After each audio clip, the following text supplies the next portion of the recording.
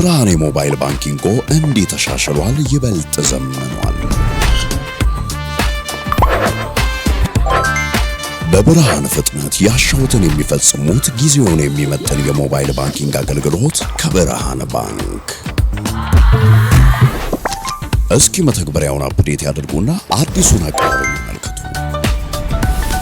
የሚፈልጉትን በሙሉ በፍጥነት በቀላሉ ወዲያውኑ ገንዘብ ወደ አካውንት እንዲሁም ወደ ዋሌት መላክ፣ ክፍያዎችን መፈጸም፣ የአየር ሰዓት መሙላት፣ ስቴትመንት ማውጣት፣ ቀሪ ሂሳብ መጠየቅና ሌላም ሁሉንም በቀላሉ።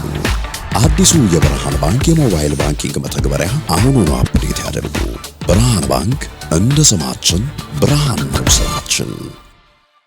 ሰላም ዴናቻ ዳፊም 95.1 አድማጮቻችን ፉትቦል ካፌ ተጀምሯል። አላዛር ስክሮም ነው ማስወርቅ አለባቸው ከቴክኒሻችን ሳይቶ ማሉም ጋር በመሆን እስከ 4:30 ድረስ የዓለም ዋንጫን የተመለከቱ ጉዳዮችን ያነሳን አብራችሁ ቆይታ እናደርጋለን። 23ኛው የዓለም ዋንጫ በዛሬው ዕለት ይጀምራል። በሜክሲኮ ነው መክፈቻው የሚደረገው። ይህንን ጉዳይ እናነሳለን።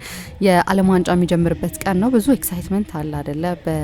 በጣም የተለየ ቶርናመንት ነው ያው የዓለም ዋንጫ እንደሚታወቀው እና ደግሞ ብዙዎችም ደስ ብሏቸው የሚመለከቱት አይነት ውድድር ነው። ለ39 ቀን አካባቢ የሚቆየው ይሄኛው ቶርናመንት በዛሬው ዕለት ይጀምራል። ማን ያሸንፋል ወይም ማን ሻምፒዮን ይሆናል የሚለውን ግምት እናነሳለን። ፈረንሳይ፣ ስፔን፣ አርጀንቲና፣ እንግሊዝ፣ ፖርቹጋል፣ ብራዚል፣ ጀርመን ወይስ ደግሞ ሌላ ብሔራዊ ቡድን ሻምፒዮን የመሆን እድል አለ የሚለውን ጉዳይ እናነሳለን። ከዛ ውጭ ግን የመክፈቻው ጨዋታ የሚደረግበትን ባለታሪክ ስቴዲየምም እናነሳለን። እንግዲህ ይሄ የሜክሲኮ ስቴዲየም አስቴካ ያው ከዚህ በፊት የመስመጥ አደጋ እየደረሰበት ነው እንደዚህ የሚሉ ዘገባዎችንም ስንሰማ እንደነበር ይታወቃል። ነገር ግን በዚህ ስቴዲየም ላይ የመክፈቻ ጨዋታው ይደረጋል። ብዙ ታሪኮች የነበሩበት ፔሌና ማራዶና ታሪክ የሰሩበትና በዓለም ዋንጫ ታሪክ 3 ጊዜ ጨዋታ የሚደረግበት ብቸኛ ስቴዲየም ነው። ይህንን ጉዳይ እንደዚሁ እናነሳዋለን። አድማጮቻችን ከኛ ጋር አብራችሁ ስለምትቆዩ እጅግ ነው የምናመሰግነው። ያው ብዙ ትዝታዎች ብዙ ትውስታዎች እንደሚኖራችሁ እንገምታለን። በዓለም ዋንጫ ላይ የብዙ ሰው ልዩ ውድድር እንደሆነ ይገመታልና ይህንን ጉዳይ ያነሳን እንቆያለን። እንዴት አደርካለሽ? እግዚአብሔር ይመስገን። ምሳ በጣም ደህና ነኝ። እንደምን አደርሽ? እንዴት አለሽ? አለሁ እግዚአብሔር ይመስገን። ዛሬ ጀምራል የዓለም ዋንጫ። አዎ ዛሬ ጀምራል የዓለም ዋንጫ። ያው የዓለም ዋንጫ ከመጀመሩ በፊት አሁን እንደምንሰማው አይነት ብዙ አሉታዊ ወሬ መስማት የተለመደ ነው።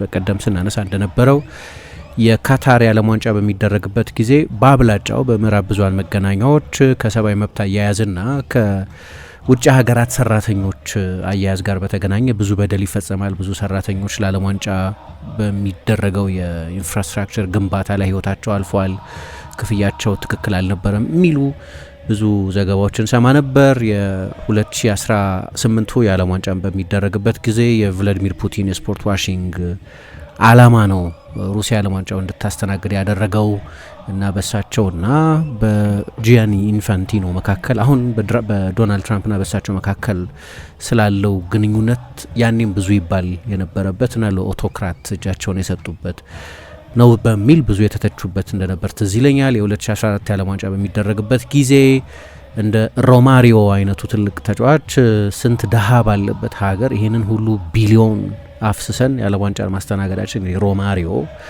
ትልቅ ተጫዋች ነው። ሮማሪዮ ደ ሱዛ ፋሪያ ግን ብራዚል የዓለም ዋንጫው ማስተናገድ አልነበረባትም ብሎ አስተያየት የሰጠበትና በተለይ ደግሞ በዚያ ጊዜ ያኔ የብራዚል ፕሬዚደንት የነበሩት ዲልማ ሩሴፍ የሚባሉት እንስት ፕሬዚደንት ከሉላ በኋላ የመጡት ማለት ነው።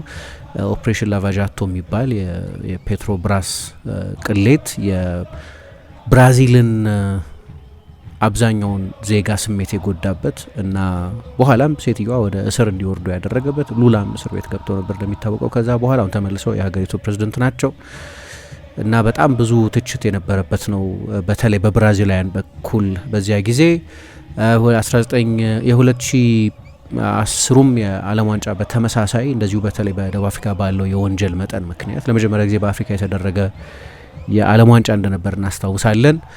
እና እሱም ጭምር ብዙ ትችት የነበረ በአፍሪካ በጣም ከፍተኛ ኤክሳይትመንት የነበረ ቢሆንም ግን በተለይ ከምዕራብ ብዙሃን መገናኛዎች ትችት ጸርቶ የሚያውቅ የዓለም ዋንጫ በቅርብ ጊዜ ያየን አይመስለኝም።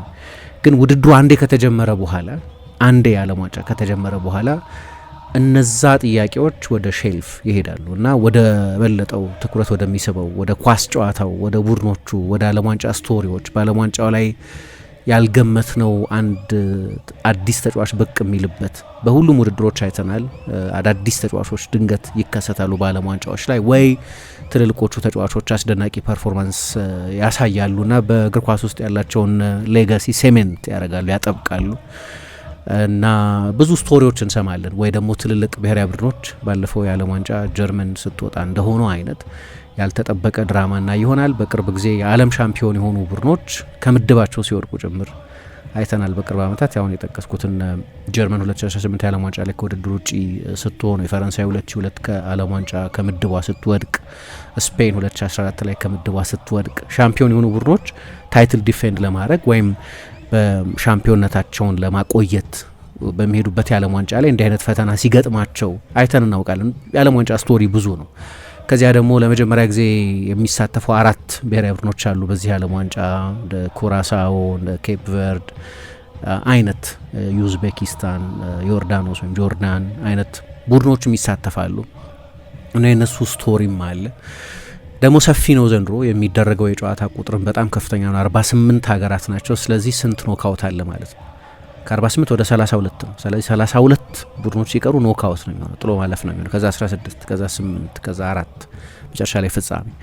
ብዙ ኖካውቶች እናያለን። እኔ ትልቅ ቡድን ከዓለም ዋንጫ ከምድቡ ይወድቃል ብዬ አልገምትም። ምክንያቱም በ8 ምድቦች ጥሩ ሶስተኛ ሆኖ የሚጨርስ ቡድን ወደ ዓለም ዋንጫው የመጨረሻዎቹ 32 ደግሞ ያልፋል እና የዓለም ትልልቆቹ የእግር ኳስ የኃይል ማዕከላት የሆኑት ቡድኖች ከምድባቸው የሚወድቁ አይመስለኝም። የዘንድሮ ፎርማት ያ እንዲሆን የሚፈቅድ ስላልሆነ፣ ግን ሻምፒዮን የሚሆን ቡድን 8 ጨዋታ ማድረግ አለበት ወይ ፋይናል የሚደርሱ። በፊት 7 ነበር። ስለዚህ አንድ ተጨማሪ ኖካውት ጨዋታ ይኖራል። ምክንያቱም የመጨረሻዎቹ 32 በሚል ወይም እንግዲህ የመጀመሪያው ዙር የሚደረጉት ጨዋታዎች 16 ቡድኖችን ብቻ ነው ከውድድር ውጭ የሚያደርገው። ከዛ ወደ ድሮ ቁጥር ይመለሳል ማለት ነው ወደ 32። ግን 32 ሲሆን ኖካውት ሆኖ ነው የሚጀምረው እና ኖካውት ጨዋታዎች ደግሞ ብዙ ድራማ ኤሌመንቶች አሏቸው። እግር ኳስ የሎ ስኮሪንግ ስፖርት ነው፣ ብዙ ጎል የሚቆጠርበት ስፖርት አይደለም። ስለዚህ ለዚህ ነው ብዙ ራንደምነስ አለው የሚባለው። ልክ በሌሎች ስፖርቶች ላይ እንዳለው አይነት የማገገም እድል አይሰጥም አንዳንድ ጊዜ። ምክንያቱም 90 ደቂቃ ጥሩ ተከላክለሽ 91ኛው ደቂቃ ላይ አንድ ጎል አስቆጥረሽ ትልቁን ቡድን ልታሸንፊው ትችላለሽ። ምክንያቱም የሎ ስኮሪንግ ስፖርት ነው። ያ ቡድን የሚያገግምበት እድል አነስተኛ ነው ከሌሎች ስፖርቶች አንጻር እና የዓለም ዋንጫ በሚመጣበት ጊዜ አብረውት የሚመጡ ብዙ ስቶሪዎች፣ ብዙ ትውስታዎች፣ ብዙ ትዝታዎች እና ደግሞ የራሱ ፈተናዎች ይኖራሉ። ለምሳሌ ጨዋታ በተቋረጠ ቁጥር ትላንትና የእንግሊዝ ጨዋታ ሲዘገይ ለምሳሌ የወዳጅነት ጨዋታው ማለት ነው በዚህ ቦታ መደረግ ነበረበት ወይ፣ እንደገና የቪዛው ጉዳይ ይሄ የሳይድ ሾዎች፣ ከዛ ደግሞ የሆኑ ብሔራዊ ቡድኖች በሚገናኙበት ጊዜ በክለብ እግር ኳስ የማንሰማቸው ናሽናል ስቶሪዎች፣ በሁለቱ ሀገራት መካከል ያሉ ታሪካዊ ግንኙነቶች፣ መራር ባላንጣነቶች፣ ይህንን የመሳሰሉት ነገሮች ሁሉ እንደገና ደግሞ ትኩረት ይስባሉ። ስለዚህ ከውድድሩ በፊት በአብዛኛው እኛ ብዙ በምንከታተላቸው የአውሮፓ ፐብሊኬሽንስ ላይ ያለው ስዕል ውብ ነው ማለት ባይቻልም፣ ግን አንዴ ውድድሩ ሲጀመር የሰው ሁሉ አይንና ጆሮ ቀልብም ሁሉ ወደ ዓለም ዋንጫው ይመጣል። ምክንያቱም የዓለም ዋንጫ ነው፣ ሬር ነው፣ በ4 ዓመት አንድ ጊዜ ነው የሚመጣው። አሁን እንኳ በ3 ዓመት ተኩል ነው የመጣው። የካታር የዓለም ዋንጫ ከተለመደው ጊዜ ገፋ ብሎ ስለተጀመረ በህዳር ስለነበር የተደረገው፣ ግን ያው በየ4 ዓመቱ የሚመጣ ውድድር ነው። ስለዚህ አንዴ ከተጀመረ በኋላ ከውድድሩ በፊት ከምንሰማቸው ድምጾች የተለየ ነገር መስማት የምንጀምር ይመስለኛል። እግር ኳስ ለሚወድ ሰው ትልቅ የእግር ኳስ ድግስ ነው የዓለም ዋንጫና በጣም በትልቅ ጉጉት ነው የምንጠብቅ ያለ ነው ማለት ነው። ተመልሰናል አድማጮቻችን። አራዳ ኤፍ ኤም 95.1 ላይ ትገኛላችሁ። ፉትቦል ካፌ ነው ፕሮግራሙ። የዓለም ዋንጫ በዛሬው ዕለት ይጀምራል። ይህንን የዓለም ዋንጫ የማሳካት እድል አላቸው ተብለው የተቀመጡ ሀገራቶች አሉ፣ ግምት የተሰጣቸው ጥሩ ስብስብ ያላቸው ሀገራቶችም አሉ በዚህኛው የዓለም ዋንጫ ላይ። ይህንን ጉዳይ እንመልከት። የትኛው ሀገር ከየትኛው የተሻለ እድል አለ ወይ የሚለውን እናንሳ። ያው በእርግጥ ቶርናመንት ሲሆን አንዳንድ ነገሮች ከቁጥጥር ውጭ ይሆናሉ አይደለ? እንመልከት ይህን ጉዳይ።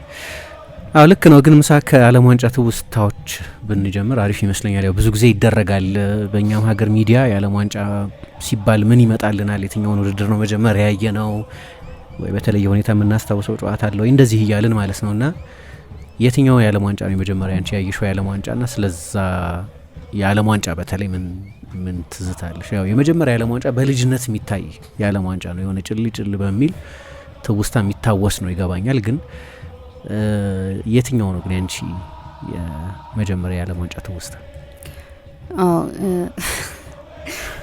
ብዙ ሰው እኔ በትክክል አሁን በትክክል ሚሞሪ ኖሮኝ አስታወስኩ ያየሁት የዓለም ዋንጫ 2014 የዓለም ዋንጫ ነው። 2010ን የዓለም ዋንጫ አይቼዋለሁ፣ ግን ብዙ ነገር አላስታውስም ምክንያቱም በጣም ህፃን ስለነበርኩኝ።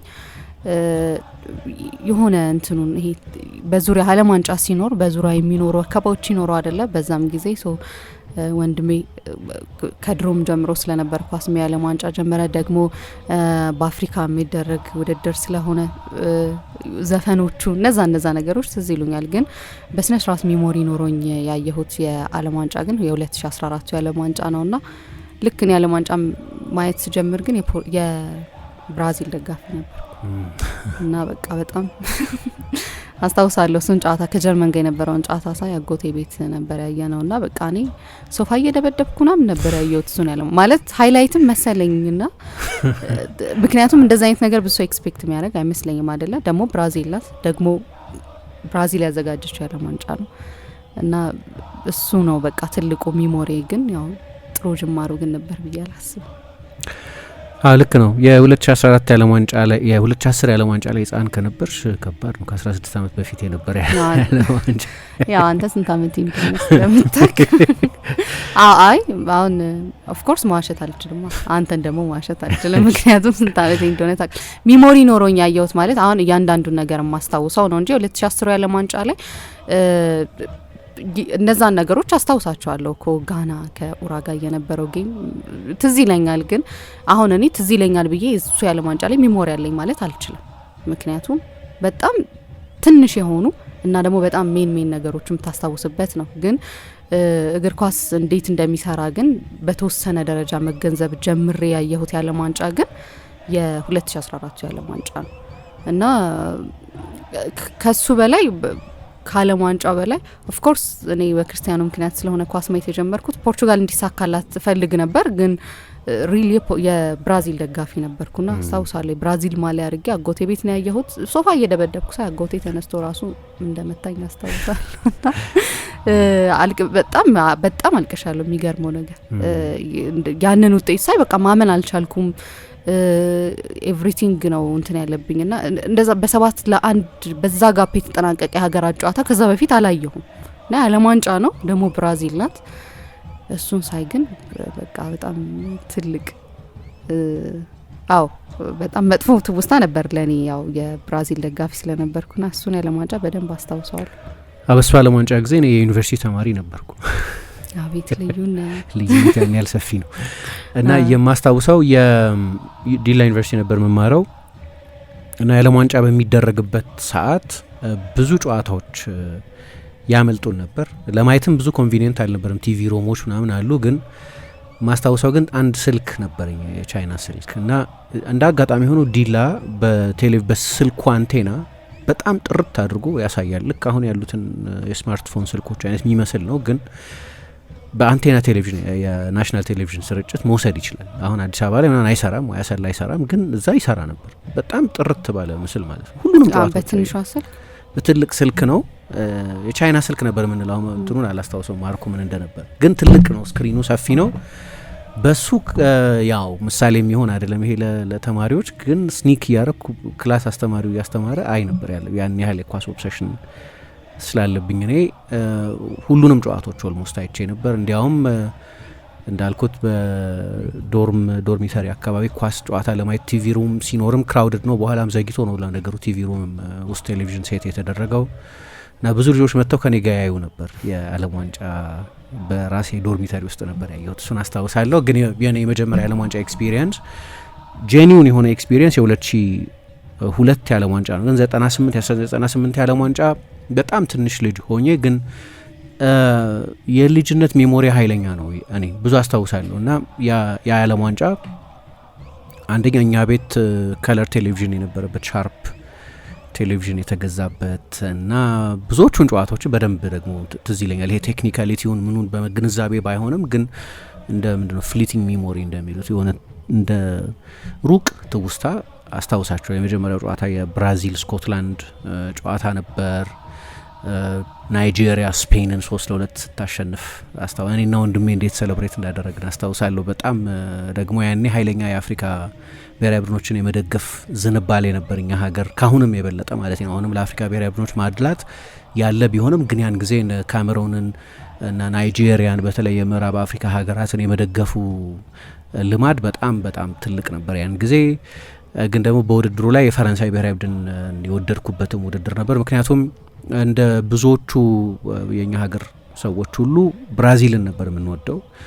ምክንያቱም ብራዚል ያው ውብ እግር ኳስ የሚጫወት ቡድን የመሆን ዝና ስላለው በዦጋ ቦኒቶ ምክንያት፣ በሚያፈልቃቸው ቴክኒካዊ ተጫዋቾች ምክንያት፣ በነ ፔሌ፣ በነ ጋሪንቻ፣ በነ ሶክራተስ፣ በነ ዚኮ፣ በነ ሮማሪዮ ወላ በነ ሮናልዶ ምክንያት በጣም ብዙ ወዳጅ ያለው ነው። እንዲያውም እዚህ ሀገር በደንብ ኳስ የሚጫወቱ ቡድኖች ነበሩ የሚደገፉት። እንደ ሆላንድ አይነቱን ቡድን የዓለም ዋንጫ አሸንፎ ባያቅም ግን ከፍተኛ ድጋፍ የነበረው ነው። ሆላንድም ብራዚልም አንድ የጋራ ነገራቸው እግር ኳስን በስታይል የሚጫወቱ መሆናቸው ነው። ግን እኔ ማስታወሰው ያን ጊዜ ፋክት ቼክ ማድረግ አለብን፣ ግን ሞሮኮ ወደቀች። ሞሮኮ የአፍሪካ ብሔራዊ ቡድን ነች እና በጣም ጥሩ ቡድን ነበራት የነ ሙስጣፋ ሀጂ ቡድን ማለት ነው፣ የነ ኑረዲና የቤት ቡድን። ያ ቡድን ብራዚል በመጨረሻው ጨዋታ በኖርዌይ ባትሸነፍ ኖርዌይ ጥሩ ቡድን ነው፣ ለመጨረሻ ጊዜ ዓለም ዋንጫ የተሳተፉት ያኔ ነው፣ እነ ቶሪ አንድሬ ፍሎ የነበሩበት ቡድን ማለት ነው። ግን የብራዚል ብሔራዊ ቡድን ሲሪየስ ቢሆን ማሸነፍ ይችል ነበር ኖርዌይን እና አፍሪካ እንድትወርቅ በመፈለጋቸው ምክንያት ነው የለቀቁት የሚል ናሬቲቭ ነበር እና ከዛ በኋላ ብራዚልን የሚገጥም ቡድን ሁሉ እንዲያሸንፍ አትፈልግ ነበር። ከዛ ወደ ሁለተኛው ዙር ካለፉበት አጋጣሚ ጀምሮ የመጀመሪያው የ32 ብሔራዊ ቡድኖች የዓለም ዋንጫ ነበር። መጨረሻ ላይ የተሳካው ከፈረንሳይ ጋር በነበረው ጨዋታ ነው እና ፈረንሳይ ደግሞ ኦፍኮርስ በጣም በአስደናቂ ሁኔታ አሸነፈ። ለፈረንሳይ ትንሽ ማድላት የጀመርኩት አባቴ በጣም ትልቅ የታሪክ ፍቅር ያለው ሰው ነው እና ያኔ በቃ ጣሊያንን ይጣላት ነበር ከኛ ሀገር ባላት የቀኝ ግዛት ማነው የወረራ ታሪክ ምክንያት ማለት ነው። የቀኝ ግዛት ሙከራ ታሪክ ምክንያት፣ በሁለት ጊዜ ሙከራ ምክንያት እና በተፈጸመው ግፍ ምክንያት ጣሊያንን አይወዳትም እና መጀመሪያ በሩብ ፍጻሜ ፈረንሳይና ጣሊያን ተገናኙ እና ፈረንሳይ አሸንፋለፈች። ስለዚህ ለፈረንሳይ የሆነ አይነት ሶፍት ስፖት ብዙ ጥቁሮች ያሉበት ነው። ጣሊያን ውስጥ አንድም ጥቁር አልነበረም። እንግዲህ ያኔ እንዳልኩት በጣም ራሽናል በሆነ ምክንያት ብቻ አይደለም ኳስን መደገፍ የምትጀምሪው። ከዛ ፍጻሜው ላይ በጣም በተዋጣለት ሁኔታ 3-0 አሸነፈች እና ከዛ በኋላም ግን እያደግኩ ፎርምድ እየሆንኩ ሊትሬቸር መውደድ ስጀምር የምወዳቸው ደራሲዎችም ፈረንሳይን መሆን ጀምሩ ነው። ቪክቶር ሁጎ፣ አሌክዛንደር ጁማ ፔሬ፣ ሌሎቹም በኋላ ዩኒቨርሲቲም ስገባ በጣም ፋሲኔት የሚያደርጉኝ የፖለቲካ ፍልስፍና ቴዎሪስቶች ሩሶ፣ ባሮን ደ ሞንቴስክ፣ ሌሎችም ሰዎች ብዙ ማንበብም ስጀምር እነ አልቤር ካሙ አይነት ትልልቅ ሰዎች ያሏቸው ናቸው ፈረንሳዮቹ። ስነ ህንጻ ጥበባቸው፣ በሊትሬቸር ላይ የነበራቸው ተጽዕኖ የነ ቮልቴር የነ ሞሊየር የሌሎችም ትልልቅ ሰዎች ታሪክ ያለበት ነው። የአሜሪካ ህገ መንግስት ያለ ባሮን ደ ሞንቴስክ አይጻፍም እና በጣም ፓወርፉል ሀገር ነው።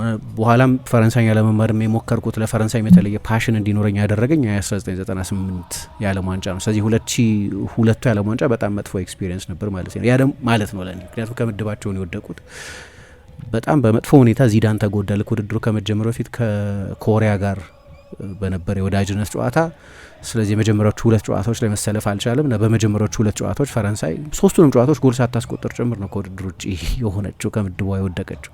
ዚዳን አልተጫወተም። ጆዋን ሚኩ የሚባል ያኔ በቬርደር ብሬመን ይጫወት የነበረ ተጫዋች ነው የተካው። የሚገርም ነው ግን አሁን ያኔ በቃ የማርሴሎ ቢኤልሳ አርጀንቲና እና የሮጀር ለሜር ፈረንሳይ ከሁለቱ ውጭ አይሆንም የሚል ግምት ነው የነበረው ያን ጊዜ። በጣም ኦቨርዌልሚንግ ፌቨራይት ነበሩ ሁለቱ ብሔራዊ ቡድኖች፣ ግን ሁለቱም ከምድባቸው ነው የወደቁት። የፈረንሳይ ግን በተለይ በመጀመሪያው ጨዋታ በቀድሞ ቀኝ ተገዥዋ በሴኔጋል ተሸነፈች እና ከዓለም ዋንጫ ትልልቅ ሞመንቶች መካከል አንደኛው ነው።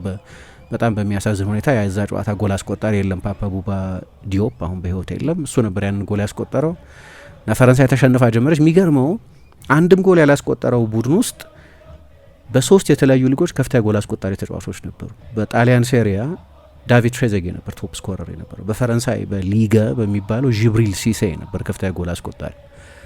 በፕሪሚየር ሊግ ቲየሪ ኦንሪ ነበር ከፍተኛ ጎል አስቆጣሪና እንዲህ አይነት የጎል ማሽኖች የነበሩት ቡድን አንድም ጎል ሳያስቆጥር ከውድድር ውጭ ሆነ እና እሱ በደንብ በማስተዋል ማየት የጀመርኩት የዓለም ዋንጫ ነው። ግን እንዳልኩት እንደ አንቺ 2010ሩን የዓለም ዋንጫ እንዳልሽው አይነት ለእኔ ደግሞ የ98ቱ የዓለም ዋንጫ እንደዛ ነው። ግን በደንብ ብዙ ማስታወሳቸው ዲቴይሎች ነበሩ። የዴኒስ ቤርካምፕ የአስደናቂ ጎል አርጀንቲና ላይ ያስቆጠረው፣ የሆላንድና ብራዚል የግማሽ ፍጻሜ ጨዋታ፣ የሁለቱም የግማሽ ፍጻሜ ሊሊያን ሱራም 2 ጎሎች ለክሮኤሽያ። ለነገሩ ብዙዎቹንም ተመልሼ ብዙ ውድድር ማየት ስለምወድ የድሮ ጨዋታዎች ማየት ስለምወድ ሜሞሪዬ ዝም ብሎ ፍሊቲንግ እንዳይሆን የድሮ ጭልጭል የሚል እንዳይሆን አድርጎታል። በተለይ በኮቪድ ጊዜ በጣም ብዙ የድሮ ጨዋታዎች አይቻለሁ። ፊፋን በነጻ ብዙ ጨዋታዎች ይለቅ ስለነበር ዩቲዩቡ ላይ ብዙ ጨዋታዎች አይ ነበር።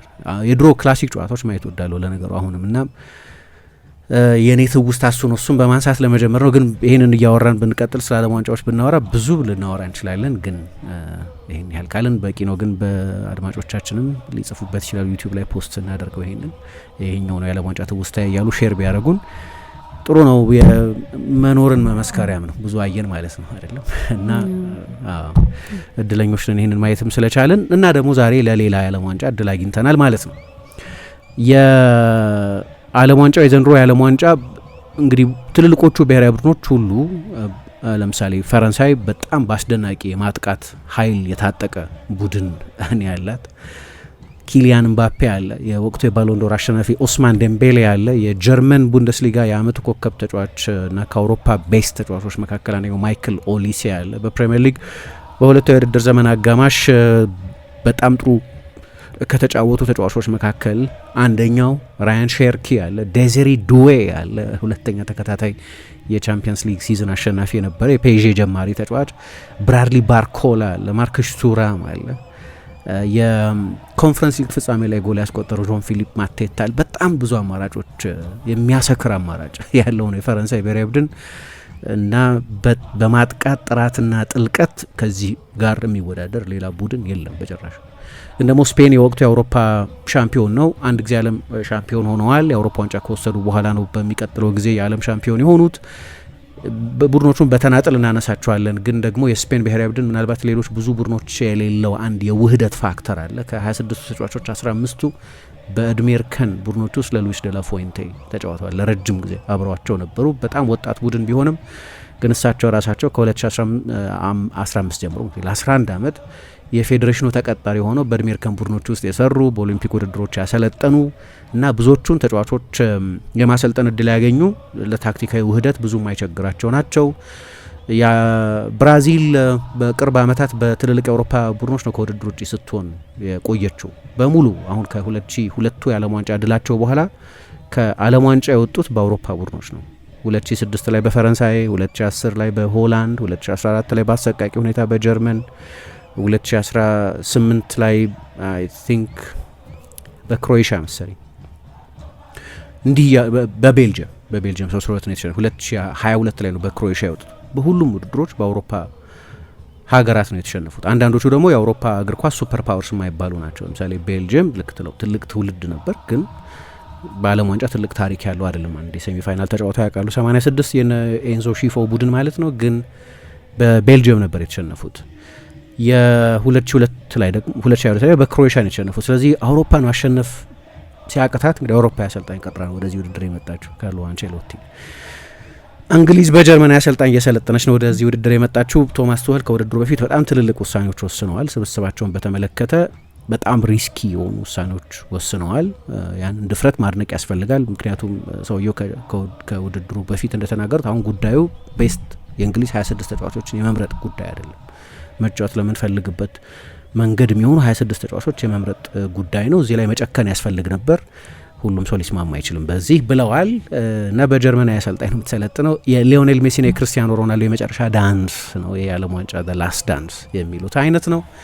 ስለዚህ ብዙ ምክንያቶች አሉ። ግን ይሄኛው ያው የሙቀት ጉዳይ እኔ አዲስ አይደለም። ያው የሙቀት ጉዳይ ብዙ ሲያነጋግር አያለሁ እና ተገቢም ነው። የዓለም የክለቦች ዋንጫ ላይ በተለይ ባለፈው የውድድር ዘመን እንዳየ ነው። በተለይ መብረቁ ብዙ ጨዋታዎች እንዲቋረጡ አድርጎ ስለነበር በአሜሪካ በዚህ ጊዜ ኃይለኛ ተንደርስቶርም ስለሚኖር እንደዚህ ግን ብዙ የዓለም ዋንጫዎች ላይ ሙቀት ነበር። ኢቭን ካታር ጊዜው ተሸጋሽጎ ጭምር ኤር ኮንዲሽንድ ነበሩ ስቴዲየሞቹ በሙሉ የአየር ንብረቱ የተሻለ በሚባልበት ጊዜ። የብራዚል ኃይለኛው ሙቀት ነበረበት። ያኔ ነው እኮ ለመጀመሪያ ጊዜ ወተር ብሬክ የተዋወቀው። የ2006ቱ የዓለም ዋንጫ ኃይለኛው ሙቀት የነበረበት፣ ምክንያቱም እነሱ ጋር ሰመር ታይም። አሁን የሮላንድ ጋሮስን አይተሽ እንደሆነ የቴኒስ ውድድር ላይ ወበቁ የሚደንቅ ነው።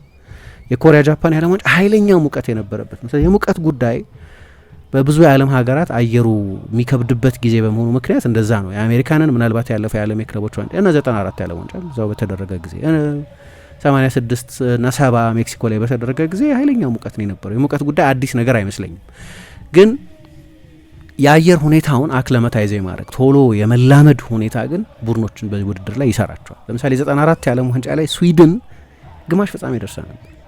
የነ ቶማስ ብሮሊን እና ኬኔት አንደርሰን ቡድን በብራዚል እስኪሸነፍ ድረስ፣ ብራዚል ነው በኋላ የዓለም ሻምፒዮን የሆነው፣ ግን በፍጻሜ ግማሹ ከስዊድን ጋር ተጫውተው ነበር። ግማሽ ፍጻሜ ደርሷል ስዊድን። ቡልጋሪያ የነ ሪስቶ ስቶችኮቭ ቡልጋሪያ ግማሽ ፍጻሜ ደርሶ ነበር። ሮሜኒያ ግማሽ ፍጻሜ ባይደርስም በጣም ጥሩ ቡድን ነበር እና ያንን በጣም ኃይለኛ የሆነውን የአየር ንብረት መላመድ የቻሉ ብሔራዊ ቡድኖች ለዛም ይሆናቸዋል። ለዚህ ነው እኮ አሁን ይሄኛው የዓለም ዋንጫ ላይ ልክ በክለብ እግር ኳስ ስናወራ የነበረው አሁን የቶማስ ቱኸል አካሄድ የአርቴታ አካሄድ ይመስላል። የሴት ፒስ በጣም አስፈላጊ ነው የሚል ፐርሰፕሽን ያለ ይመስላል። በተደጋጋሚ ተናግረውታል ይህንን ጉዳይ። ምክንያቱም አንደኛ ቡድን ቴክኒካዊ ርቀት ያለው ቡድን ለመስራት ጊዜ አይሰጥም። ምናልባት በአርሰናል በኩል ሊኖረው የሚችለው አንደኛው ክርክር 63 ጨዋታ የምታደርጊ ከሆነ ቤዚክሊ ሚድዊክ የለሽም ማለት ነው። ያ የሳምንት ነፃ መሆን ደግሞ ረቀቅ ያለ እግር ኳስ ለመጫወት እድል ይሰጣል። ለምሳሌ 2022-23 የውድድር ዘመን ላይ ጥሩ እግር ኳስ ተጫወቱ ስንል ቻምፒየንስ ሊግ ተሳታፊ አልነበርም። ያን ጊዜ ዩሮፓ ሊግ ይጫወት ነበር፣ ግን ዩሮፓ ሊግ የመጀመሪያዎቹን ጨዋታዎች ቤዚክሊ በሁለተኛው ቡድን መጫወት ትችላለች። ዋናው ቡድን ለሊግ ጨዋታዎች ብቻ ማረፍ ይችላል። ኢንተርናሽናል እግር ኳስ ደግሞ ከዛ የበለጠ ጊዜ የሚያሳጥር ነው። አሰልጣኞቹ የሁለት ሳምንት ጊዜ እንኳን በቅጡ አያገኙም። ቻምፒየንስ ሊግ ሜይ 31 ነው የነበረው፣ ዛሬ ጁን 11 ነው። ሁለት ሳምንት እንኳ የላቸውም። በተለይ ቻምፒየንስ ሊግ ፍጻሜ ላይ የተጫወቱ ተጫዋቾች ያሏቸው ብሔራዊ ቡድኖች ለምሳሌ እና ልክ እንደዛ ሲሆን በቃ ሚኒማል እግር ኳስ መጫወት ሴት ፒስ አንዳንድ ውድድሮች ላይ 43% 2018 ያለ ዋንጫ 43% ጎሎች የቆም ኳስ የዴድ ቦልስ ነበሩ። ስለዚህ ይሄ ከምን አንጻር ሊታይ ይችላል? የአየር ጠባዩን ለመቋቋም የሚያስችል እግር ኳስ ከመጫወት ጋር ሊገናኝ ይችላል። በጣም ቁልፍ ፋክተር ነው ይሄ። ስለዚህ ጉልበት ቁጠባ፣ ኤነርጂ ቁጠባ በጣም ያስፈልጋል። ሙቀት አዲስ ነገር ባይሆንም ግን አሁን ኃይለኛ ሙቀት ነው ያለው። ግን ኃይለኛ ሙቀት ያለው በኒውዮርክ ብቻ አይደለም፣ በፓሪስም ነው። ምሳሌ ዛሬ 27 ዲግሪ መሰለኝ የሚሆነው በኒውዮርክ፣ በፓሪስ 33 ነው። ስለዚህ ሙቀት ሁሉም ቦታ ነው ያለው፣ በአውሮፓም ቢሆን ማለት ነው። ኃይለኛ ሙቀት ነው ያለው። ደግሞ ይሄኛው ትንሽ ለየት ያለ ፎርማት ነው፣ ኤክስትራ ላርጅ ፎርማት ነው። 8 ጨዋታዎች ነው። አንድ ሻምፒዮን ለመሆን እድል አለኝ የሚል ቡድን ሻምፒዮን የሚሆን ከሆነ እስከ ፍጻሜ መጓዝ አለበት። 8 ጨዋታ ድሮ 7 ጨዋታ ነው የምታደርግ፣ አንድ ተጨማሪ ጨዋታ አለ። አሁን ያለፈው የካታር የዓለም ዋንጫ በቴክኒኩ በጣም ጥሩ የሚባል ውድድር ነበር። ግን ምክንያት አለው። ለምን ጥሩ ሆነ ካልሽ የዓለም ዋንጫ የተደረገበት ጊዜ የሊግ ሲዝን ተጀምሮ 3 ወር እንኳን አልሞላ። ስለዚህ ተጫዋቾቹ አልተዳከሙ። ብዙዎቹ ተጫዋቾች የረጅም አታካች የሆነ የክለብ እግር ኳስ ጉልበታቸውን አልበላውም እና በዛ ምክንያት ሁሉም ተጫዋቾች ባይሆኑም ግን አንዳንድ ተጫዋቾች በጣም በፍሬሽ ጉልበት ሆነው ነው ወደዛ ውድድር የመጡት። አሁን ይሄኛው ይለያል። በጣም ረጅም ሲዝን አሳልፈዋል የትልልቆቹ ቡድኖች። ለምሳሌ የአርሰናል፣ የፔዤ፣ የባየር ሚኒክ አይነት ተጫዋቾች ረጅም ጉዞ ያደረጉ በብዙ ውድድሮች ላይ የተሳተፉ ተጫዋቾች አሉ። 55 ጨዋታ፣ 60 ጨዋታ፣ 56 ጨዋታ ያደረጉ ኢንተርናሽናል ጨዋታዎችን ከጨመርን ከ60 ጨዋታ በላይ ያደረጉ ብዙ ተጫዋቾች ታገኛለች። ከዛ እዛ ላይ በጣም ኤክስትሪም በሆነ የአየር ንብረት ስር ነው ጨዋታው የሚደረግ። ኃይለኛ ድካም። የካታሩ አሁን ቴክኒካዊ ጥራቱ ከፍ ያለበት አንደኛው ምክንያት እሱ ነው። የአየር ሁኔታውም እንደዚህኛው አልነበረም። ሙቀት ነበር፣ ልክ ነው። ግን ሙቀቱ ከከፋበት ወቅት ነው የበለጠ ወደሚመች የአየር ጠባይ ውድድሩ ሺፍት እንዲያደርግ የተደረገው። የዓለም ዋንጫ በታሪኩ ለመጀመሪያ ጊዜ ነው በመደበኝነት ከሚደረግበት ወቅት የተለወጠው። አይ ቲንክ ከዛ በጣም የተለየ እግር ኳስ ነው የምናየው ዘንድሮ። እንደ ካታር የዓለም ዋንጫ አይነት ቴክኒካዊ እግር ኳስ የምናይ አይመስለኝም። ቅድም የጠቀስኳቸው 2 ምክንያቶች፣ የአየር ንብረቱ በንጽጽር ይሻል ነበር በተለይ ለካታር። ደግሞ ውድድሩ የተደረገው በኖቬምበር ነው። ስለዚህ ቡድኖች፣ ተጫዋቾች በተለይ አልተዳከሙም፣ እንደዚህ አልዛሉ። እነዚህ 2 ፋክተሮች የጨዋታዎቹን ጥራቶች ይወስኑታል። እና ለምሳሌ በጣም ብዙ የተኙ ጨዋታዎች ምን ይመስለኛል ብዙ ነገር ማይፈጠርባቸው የሆነ ሰዓት ላይ ኃይለኛ ካውንተር አታክ ልታይ ትችላለሽ፣ ቨርቲካል ጨዋታ ልታይ ትችላለሽ። ከዛ በኋላ ግን ኢነርጂ ኮንዘርቭ ማድረግ አለብሽ፣ ጉልበት መቆጠብ አለብሽ፣ ግዴታ ነው። በተለይ ለትልልቆቹ ቡድኖች ብዙ ርቀት እንሄዳለን ብለው ለሚያስቡ ቡድኖች ኤነርጂ ማኔጅመንት በጣም ወሳኝ ነው። ቅድም ስዊድንና ቡልጋሪያን ያነሳሁት 1994 የዓለም ዋንጫ ላይ ይህንን ኤክስትሪም ኮንዲሽን የአየር ንብረቱን መክፋት እና የሙቀቱን ኃይለኝነት የወበቁንም ከባድነት መቋቋም የቻሉ በመሆናቸው ምክንያት ነው በዛ ውድድር ላይ ብዙ ርቀት የሄዱት። የካታር የዓለም ዋንጫ ትልቅ ሰርፕራይዝ አሳይቶን ነበር። ለምሳሌ ጀርመን 3ኛ ሆና ነበር ከምድቧ የጨረሰችው እና ከምድቧ ወደቀች ለሁለተኛ ተከታታይ የዓለም ዋንጫ። የቤልጅየም ወርቃማው ትውልድ የሚባለው የመጨረሻው እድሉ ነበር ያን ጊዜ ትልቅ ውድድር የማሸነፍ እና ያን ቡድን ከምድቡ ነበር የወደቀው። በተቃራኒው ሞሮኮና ክሮኤሽያ ከቤልጅየም በልጠው ከምድባቸው ያለፉበት ነው። ዘንድሮ እንዲህ ምና አይመስለኝም ቅድም እንዳልኩት። ምክንያቱም ትልልቆቹ ቡድኖች ቢያንስ በመጀመሪያው ዙር የሚወድቁ አንድም ትልቅ ቡድን የሚወድቅ አይመስለኝም። አንደኛ ወጥታ በቀጥታ ያልፋሉ። ከ8 ቡድኖች ጥሩ 3ኛ የሆኑ ቡድኖችም ያልፋሉ። ስለዚህ 16 ቡድኖች ብቻ ናቸው በመጀመሪያው ዙር ከውድድር ውጪ የሚሆኑት። ያኔ ወደ ሁለተኛው ዙር ነው ካውስ ነው በቀጥታ የምትገቢ የነበረው 32 በሚሆኑበት ጊዜ አሁን 32 እንዲሆኑ ነው የመጀመሪያዎቹ የምድብ 4 ጨዋታዎች የሚያስፈልጉት። እና እኔ ምን አስባለሁ የትኛውም ትልቅ ቡድን በተለይ በእንደዚህ ኤክስቴንድድ በሆነ የዓለም ዋንጫ ብዙ ትንንሽ ብሔራዊ ቡድኖች ባሉበት ውድድር ከምድቤ ወድቃለሁ የሚል ስጋት አንድ ጨዋታ ማሸነፍ በቂ ስለሚሆን ከ3ቱ ጨዋታዎች ወደ ሁለተኛው ዙር ለማለፍ ከሞላ ጎደል ደህና ተጫዋቾቻቸውን በተለይ የፊትነስ ኢሹ ያለባቸውን ተጫዋቾች ለምሳሌ ላሚን ያማል ለባርሴሎና የመጨረሻዎቹን 6 ሳምንታት ገደማ አልተጫወተም። ስለዚህ ከኬፕ ቨርድ ጋር ይጫወታሉ፣ ግን መጀመሪያ ላይ ያስጀምሩት ይችላሉ ያለሱ ኬፕ ቨርድን የማሸነፍ እድል ስላላቸው። ኒኮ ዊሊያምስም ከጉዳት ጋር ነው ሲዝኑን ያሳለፈው። እንዲህ አይነት የፊትነስ ኮንሰርን ያለባቸው ምናልባት ሮድሪ እሱም ያለፉት 2 ሲዝኖች ከዛ የአውሮፓ ዋንጫ ፍጻሜ በኋላ በጉዳት ሲቸገር የቆየበት ስለሆነ የእንደዚህ አይነት ተጫዋቾቹን ደቂቃ ማኔጅ ለማድረግ የሚጠነቀቁ ይመስለኛል። በፈረንሳይ ብሔራዊ ቡድን ለምሳሌ ዊሊያም ሳሊባ የጀርባ ጉዳት አለበት እና እሱንም ያለሱ የመጀመሪያዎቹን ጨዋታዎች የጀማሪ የፈረንሳይ ብሔራዊ ቡድን ተከላካይ ነው። እንዲህ በየብሔራዊ ቡድኖቹ ተጫዋቾች ይኖራሉ እንዲህ አይነት የፊትነስ ኮንሰርን ያለባቸው። የመጀመሪያዎቹ ጨዋታዎች ላይ ትልልቆቹ ቡድኖች በአዲሱ የዓለም ዋንጫ ፎርማት ምክንያት ሁሉንም ኢንቨስት ማድረግ አይጠበቅባቸውም። የቁጠባ ጨዋታ ሲጫወቱ ልናያቸው እንችላለን።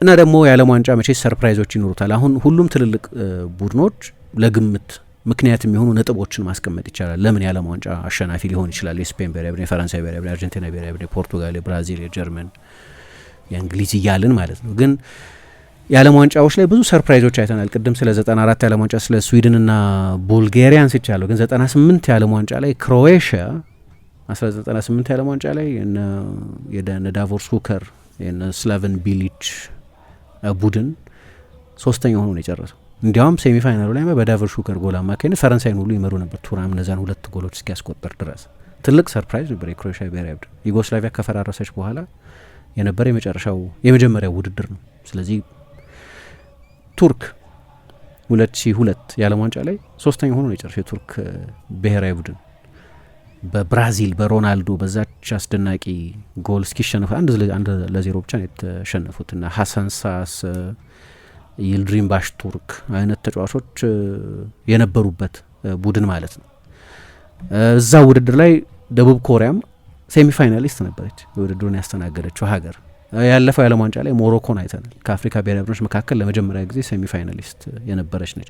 የኡሩጓይን እንኳን እንደ ትልቅ ሰርፕራይዝ ላንቆጥረው እንችላለን። በተደጋጋሚ ግማሽ ፍጻሜ መድረሳቸው 2006 2010 ግማሽ ፍጻሜ ደርሰዋል።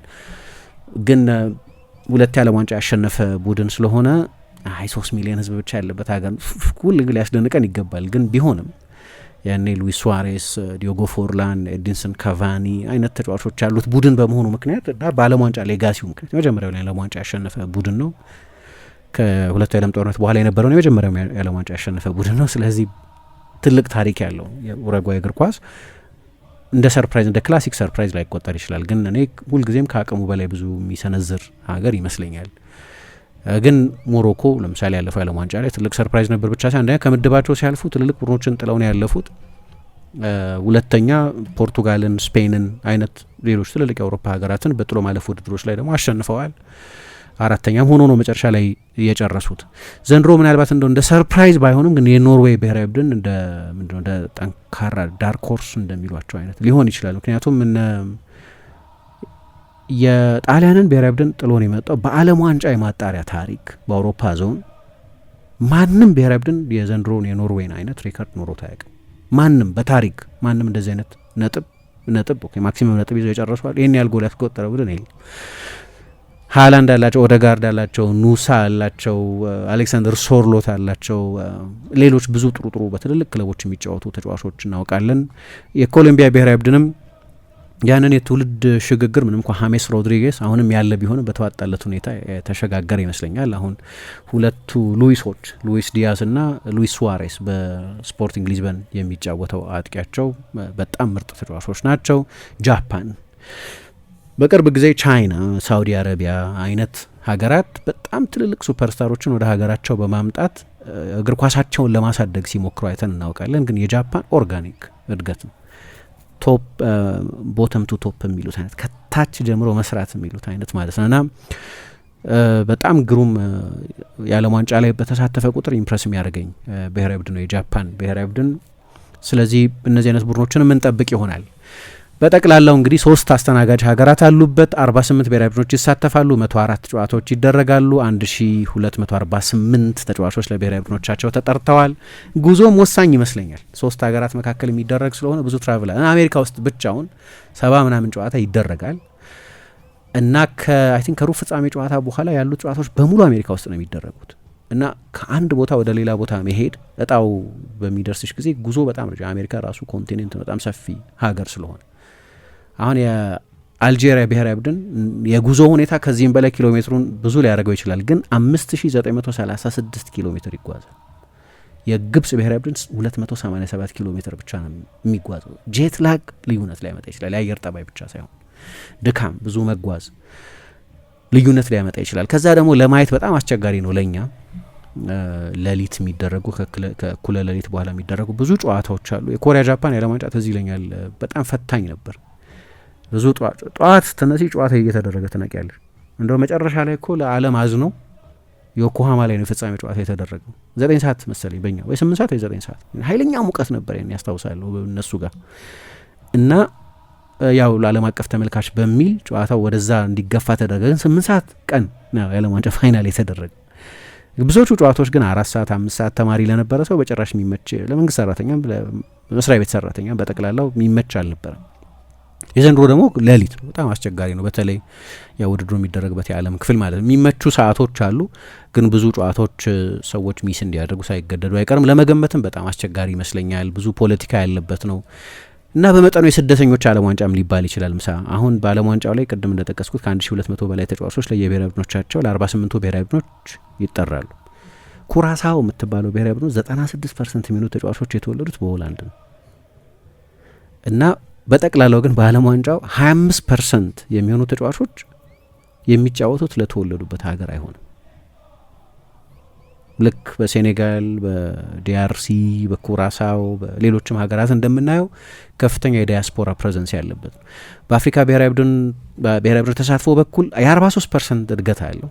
5 ነበሩ በፊት፣ አሁን ወደ 10 ከፍ ብሏል። በዲአርሲ ምክንያትም በኢንተርኮንቲኔንታል ውድድሩ በማለፉ ምክንያትም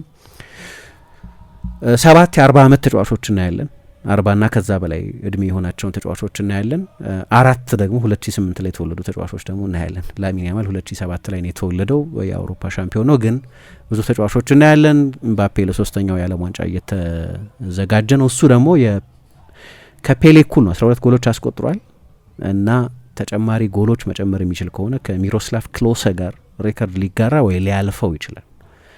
የፈረንሳይ ብሔራዊ ቡድን በውድድሩ ብዙ ርቀት የመሄድ እድል ያለው ይመስለኛል። ለሱም ደግሞ በጣም ትልቅ ውድድር ነው፣ የሌጋሲ ውድድር ነው። ጣሊያን የለችም በዓለም ዋንጫው ላይ እንደሚታወቀው። በ48 ሀገራት የዓለም ዋንጫ ላይ ጣሊያንን ማጣት በጣም እንግዳ ነገር ነው። ግን 3ኛ ተከታታይ ዓለም ዋንጫ ነው ሚስ ያደርጉ። ጣሊያናውያን አሰልጣኞች ግን አሉ።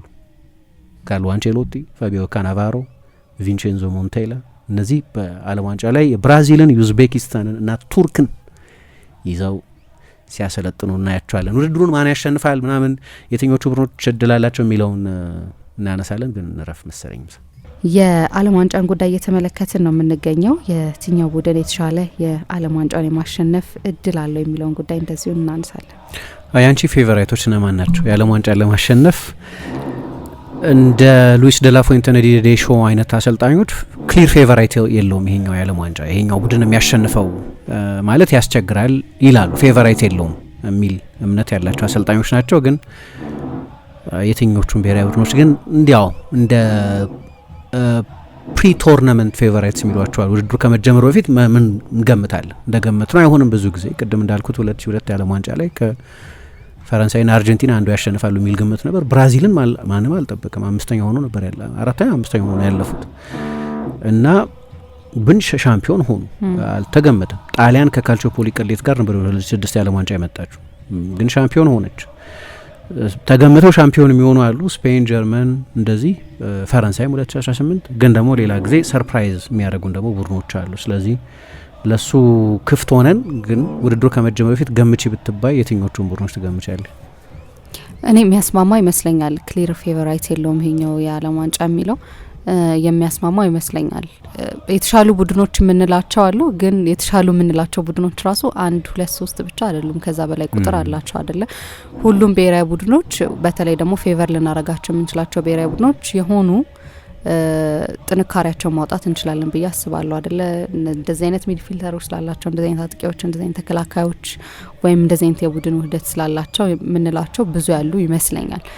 ግን አንደኛ ከሌሎቹ ጊዜያቶች በተለየ ረዘም ላለ ጊዜ የሚቆይ ዓለም ዋንጫ ውድድር ነውና በየቶርናመንቱ ቡድኖች ራሳቸውን በየትኛው መንገድ ያሻሽላሉ የሚለው ትልቅ ትርጉም ሊኖረው ይችላል በዚህኛው ቶርናመንትን ብዬ አስባለሁ።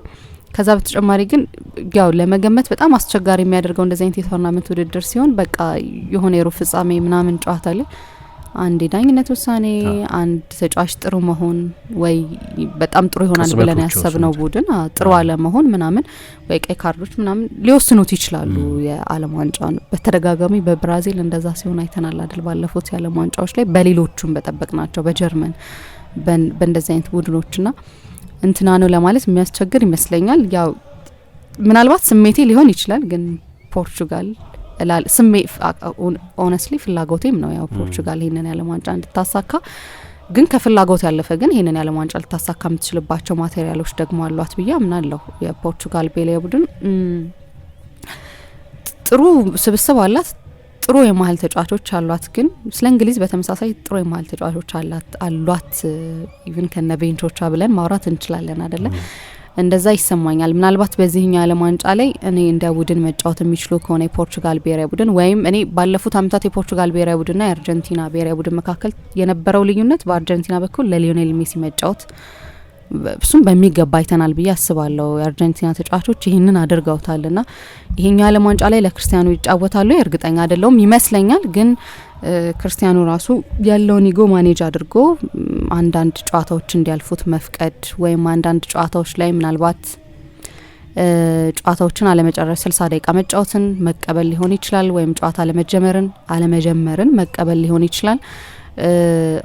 ለኔ ፖርቹጋል ከክርስቲያኖ ጋር ጥሩ ናት ብዬ አስባለሁ። ግን ሁሉም ጨዋታ ላይ ይሰራል ደግሞ ብዬ አላስብም። ሁሉም ጨዋታ ላይ ከክርስቲያኖ ጋር ጥሩ ትሆናለች ወይ እርግጠኛ አይደለሁም። እና እንደዚህ አይነት ነገሮችን ማኔጅ ማድረግ የሚችሉ ከሆነ ጥሩ ሪትም ላይ ያሉ በጣም ጥሩ ሪትም ላይ ያሉ ተጫዋቾችም አሏት ብዬ አስባለሁ። ጥሩ ግብ ጠባቂ ያላቸው ይመስለኛል። ደህና ተከላካዮች ያሏቸው ይመስለኛል። ስለ መሀል ሜዳ ተጫዋቾቹ ብዙ ማብራራት ያለብን አይመስለኝም። የሻምፒየንስ ሊግ አሸናፊ የፕሪሚየር ሊግ ምርጥ ተጫዋቾች ያሉበት ነው ብዬ አስባለሁ። እና እነዚህ ነገሮች ማኔጅ ማድረግ የሚችሉ ቢሆኑ ከፍላጎት በላይ ይመስለኛል ማድረግ የሚችሉ ይመስለኛል። በተመሳሳይ ግን ስለ ስፔን ብሔራዊ ቡድንም እንደዛ አስባለሁ። እኔ ስለ ስፔን ብሔራዊ ቡድን ምን ይሰማኛል፣ እንደ ቡድን ከመሆናቸው በፊት በግል በጣም ጥሩ ነገር ማድረግ የሚችሉ ደግሞ ጥሩ ተጫዋቾች አሏቸው ብዬ አስባለሁ። ጨዋታ መቀየር የሚችሉ ጥሩ ተጫዋቾች አሏቸው ብዬ አስባለሁ። እውነት ለመናገር ስለ ብራዚል በዛ ደረጃ ፊል አላረግም። ለምን እንደሆነ አላቅም። አንዳንድ ጊዜ ዝም ብሎ ከውስጥ የማይሰማኝ ነው። ምንም ምክንያት የለኝም። እውነት ነው ብራዚል በጣም ጥሩ ስብስብ አላት። ግን ያለፉት አመታት ከብራዚል ጋር የነበረኝ የዓለም ዋንጫ ጉዞ ይመስለኛል እንደዛ ፊል እንዳላደርግ ወይም እንዳልጠብቅ ያደረገኝ እንጂ ብራዚልም ትልቅ የእግር ኳስ ሀገር ናት። ግን ስለ ሁሉም እንደዛ ማለት እንችላለን። እኔ ፖርቹጋል፣ ፈረንሳይና ስፔን ግን የመጨረሻዎቹ ምዕራፎች ድረስ ይሄዳሉ ብዬ አስባለሁ። ምናልባት እንግሊዝም ጭምር። ልክ ነው። እግር ኳስ ስለ ፌቨራይቶች ስታነሺ ብዙ ሶከርኖሚክስ ላይ ብታነቢ 2006 ላይ ፊዚሲስቶች የሰሩት አንድ ጥናት ነበር እና አንድ ኤሊ ቤናይም የሚባል የሎስ አሞስ ናሽናል ላብራቶሪ ሜክሲኮ ውስጥ ያለ ላብራቶሪ ውስጥ የተሰራ አንድ ጥናት ነበረ። እንዴት እግር ኳስ አንደርዶጎችን ወይም የማይጠበቁ ቡድኖችን ፌቨር እንደሚያደርግ የሚያሳይ ነው እና የእንግሊዝ እግር ኳስ ላይ የአንድ ክፍለ ዘመን ጨዋታዎችን ከግምት ያስገባ ጥናት ነው። የአንድ ሴንቸሪ እና 45% የሚሆነውን ጊዜ አንደርዶጎች ነው ያሸንፉት። 45%። በሌሎች ስፖርቶች ላይ እንደዚህ አይሆን። ለምሳሌ በአሜሪካ በባስኬትቦል በአሜሪካን ፉትቦል ላይ ከ36% በላይ አይሆንም አንደርዶጎች የሚያሸንፉት። ስለዚህ በጣም ብዙ የፐርሰንቴጅ ልዩነት አለ ነው። ዋናው ምክንያት የሚባለው የጎሎች ማነስ ነው። ብዙ ጊዜ እላለሁ እዚሁ ፉትቦል ካፌ ላይ እግር ኳስ አነስተኛ ጎሎች የሚቆጠሩበት ስፖርት ነው ወይም የሎ ስኮሪንግ ስፖርት ነው። ቅርጫት ኳስ ላይ 100 ለምናምን እንደሚያልቀው ሊሆን አይችልም። ስለዚህ አንድ ደከም ያለ ቡድን ጨዋታው ላይ በሙሉ ለአንድ ጨዋታ ልክ ግሪክ እንዳደረገው ግሪክ የ2004 የአውሮፓ ዋንጫ ምርጡ ቡድን አይደለም፣ ግን የአውሮፓ ሻምፒዮን ሆኗል። ለምን? እግር ኳስ የሎ ስኮሪንግ ስፖርት ነው። ትሪያኖስ ዴላስ አንድ ጎል ያስቆጥራል፣ ይቆልፋል ግሪክ። ወይም አንጀሎ ሳረስቴያስ አንድ ጎል 1-0 ነው እንዳለ ፈረንሳይንም ቼክንም ፖርቱጋልንም በፍጻሜ ነው ያሸነፉት። ይሆናል እንደዛ። መከላከል አቅም እንደሆነ እረዳለሁ፣ ግን ቤስት ፉትቦሊንግ ቡድን ግን አልነበር። እግር ኳስ ለእንደዚህ አይነት ራንደምነስ የተጋለጠ ነው። ድል አለው፣ ቅድም እንዳልሽው በጥሎ ማለፍ ጨዋታዎች ላይ የውሳኔ ጉዳይ አለ፣ ስህተት አለ፣ አስደናቂ ጎል አለ። 90 ደቂቃ ነው፣ ምንም ነገር ኮንዲሽን ሊያደርጉ ይችላል። ትልልቆቹ ቡድኖች ደግሞ ሸክም አለባቸው።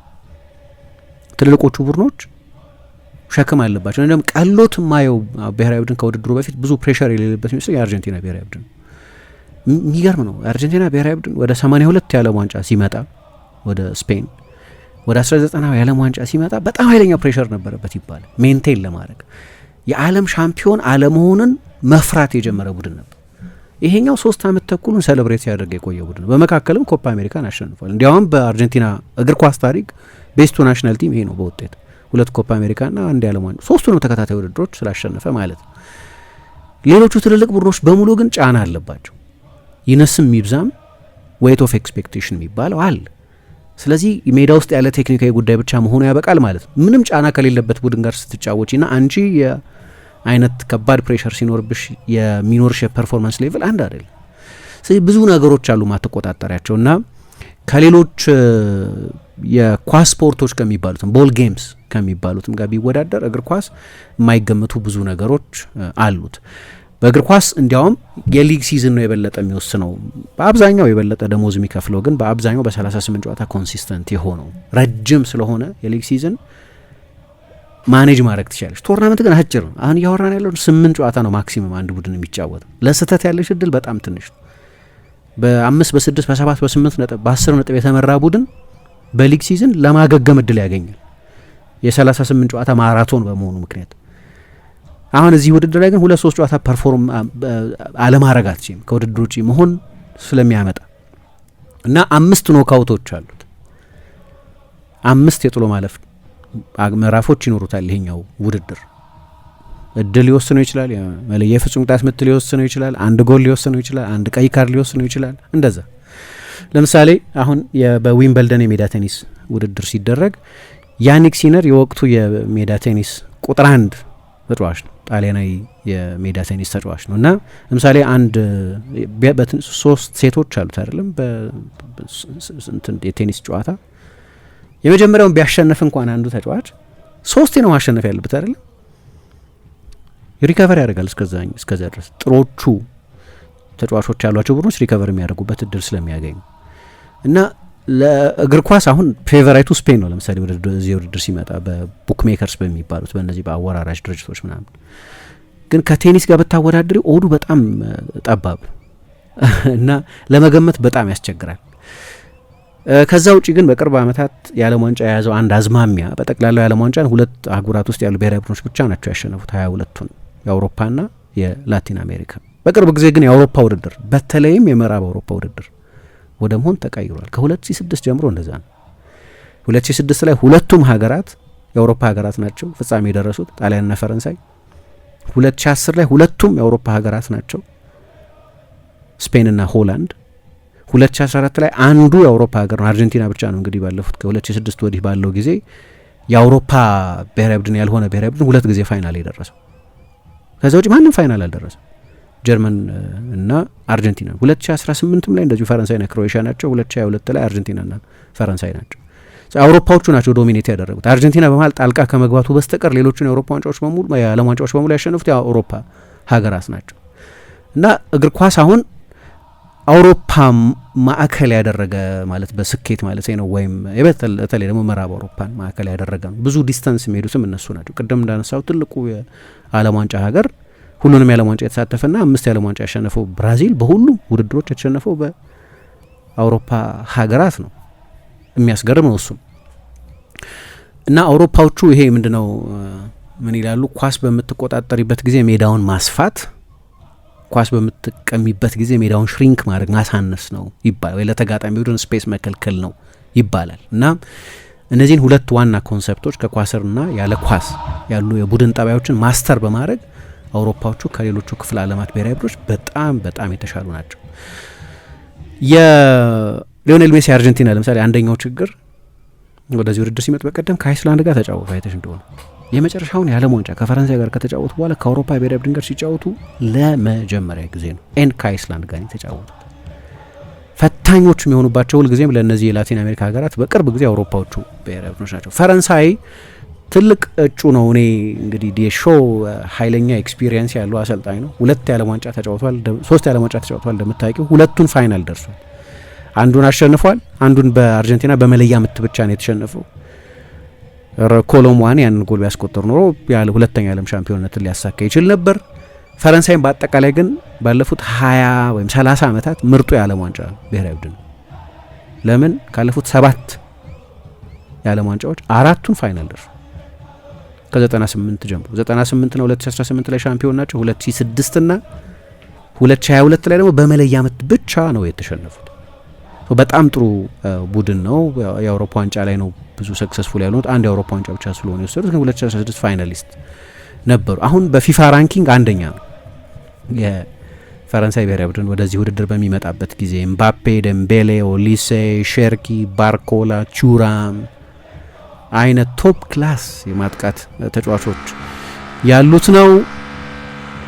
የስፔን ብሔራዊ ቡድንም ያው እያንዳንዱን ቡድን በተቻለ መጠን ለማንሳት እንሞክራለን ጥቂት በጥቂቱ። ግን የስፔን ብሔራዊ ቡድን ግምት ሲሰጠው ብዙ ምክንያቶች ስለ ፖርቱጋል ሚድፊልድ ስታነሽ የስፔን ሚድፊልድ ስፔሻል ሮድሪ ያለበት፣ ፔድሪ ያለበት፣ ፋቢያን ሩዊዝ ያለበት፣ ማርቲን ዙቢሜንዲ ያለበት እና ሌሎችም ምርጥ ተጫዋቾች ያሉት ነው። ያለፈውን የአውሮፓ ዋንጫ የወሰደው ሚድፊልድ ማለት ነው። በጣም ጥሩ ሚድፊልድ ነው። ከዛ ደግሞ ዲፈረንሻል ተጫዋቾች አሏቸው እንዳልሽው ላሚን ያማል፣ ኒኮ ዊሊያምስ፣ እነዚህ ጥሩ የቶርናመንት ተጫዋቾች ናቸው። ግን ደግሞ ከሁሉ በላይ የስፔን የቶርናመንት የዚህኛው ክፍለ ዘመን ስኬት የሚገርም ነው። ይኸውልሽ ከ2002 ግንቦት ከሪያል ማድሪድ እና ሌቨርኩዘን የቻምፒየንስ ሊግ ፋይናል ጀምሮ እስከ 2025 ሜይ ድረስ በተደረጉ ምንድነው የብሔራዊ ቡድኖችና የክለቦች ፍጻሜዎች 27ቱንም ፋይናሎች አሸንፈዋል። ቻምፒየንስ ሊግ ፋይናል ሲደርሱ፣ ዩሮፓ ሊግ ፋይናል ሲደርሱ፣ ኮንፈረንስ ሊግ ፋይናል ሲደርሱ፣ የዓለም ዋንጫ ፋይናል ሲደርሱ፣ የአውሮፓ ዋንጫ ፋይናል ሲደርሱ 27 ፋይናሎች ብሔራዊ ቡድኖቻቸውና ክለቦቻቸው አሸንፈዋል። ብዙ ርቀት መሄድ የሚችል ቡድን ነው። ለእኔ ስጋቴ የላሚን ያማል ፊትነስ ሁኔታ ነው። ብዙ እየተጫወተ ያለ ነው። በቅርብ ጊዜ እንግዲህ ከሀምስትሪንግ ጉዳት ጋር ነው ወደ ውድድር የመጣው።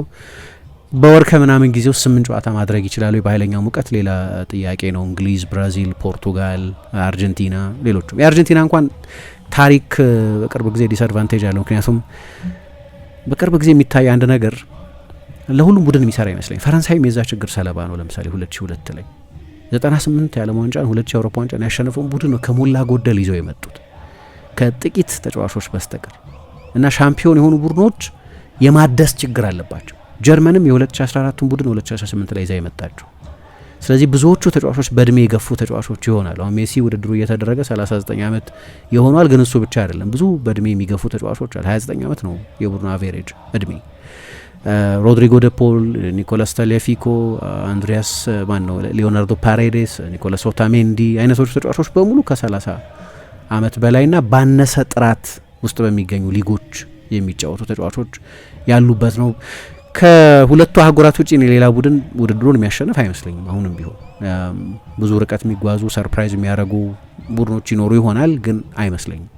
አንዳንዶቹ ስታግኔት አድርገዋል። እንደሚታወቀው ብዙ ርቀት የሄዱትን ቡድኖች ለምሳሌ ሞሮኮ 2022 የዓለም ዋንጫ ላይ በሚደርስበት ጊዜ አብዛኞቹ ተጫዋቾች ፈረንሳይ ውስጥ የተወለዱ ተጫዋቾች ናቸው፣ አሰልጣኙን ዋሊድ ሬግራጊን ጨምሮ ማለት ነው።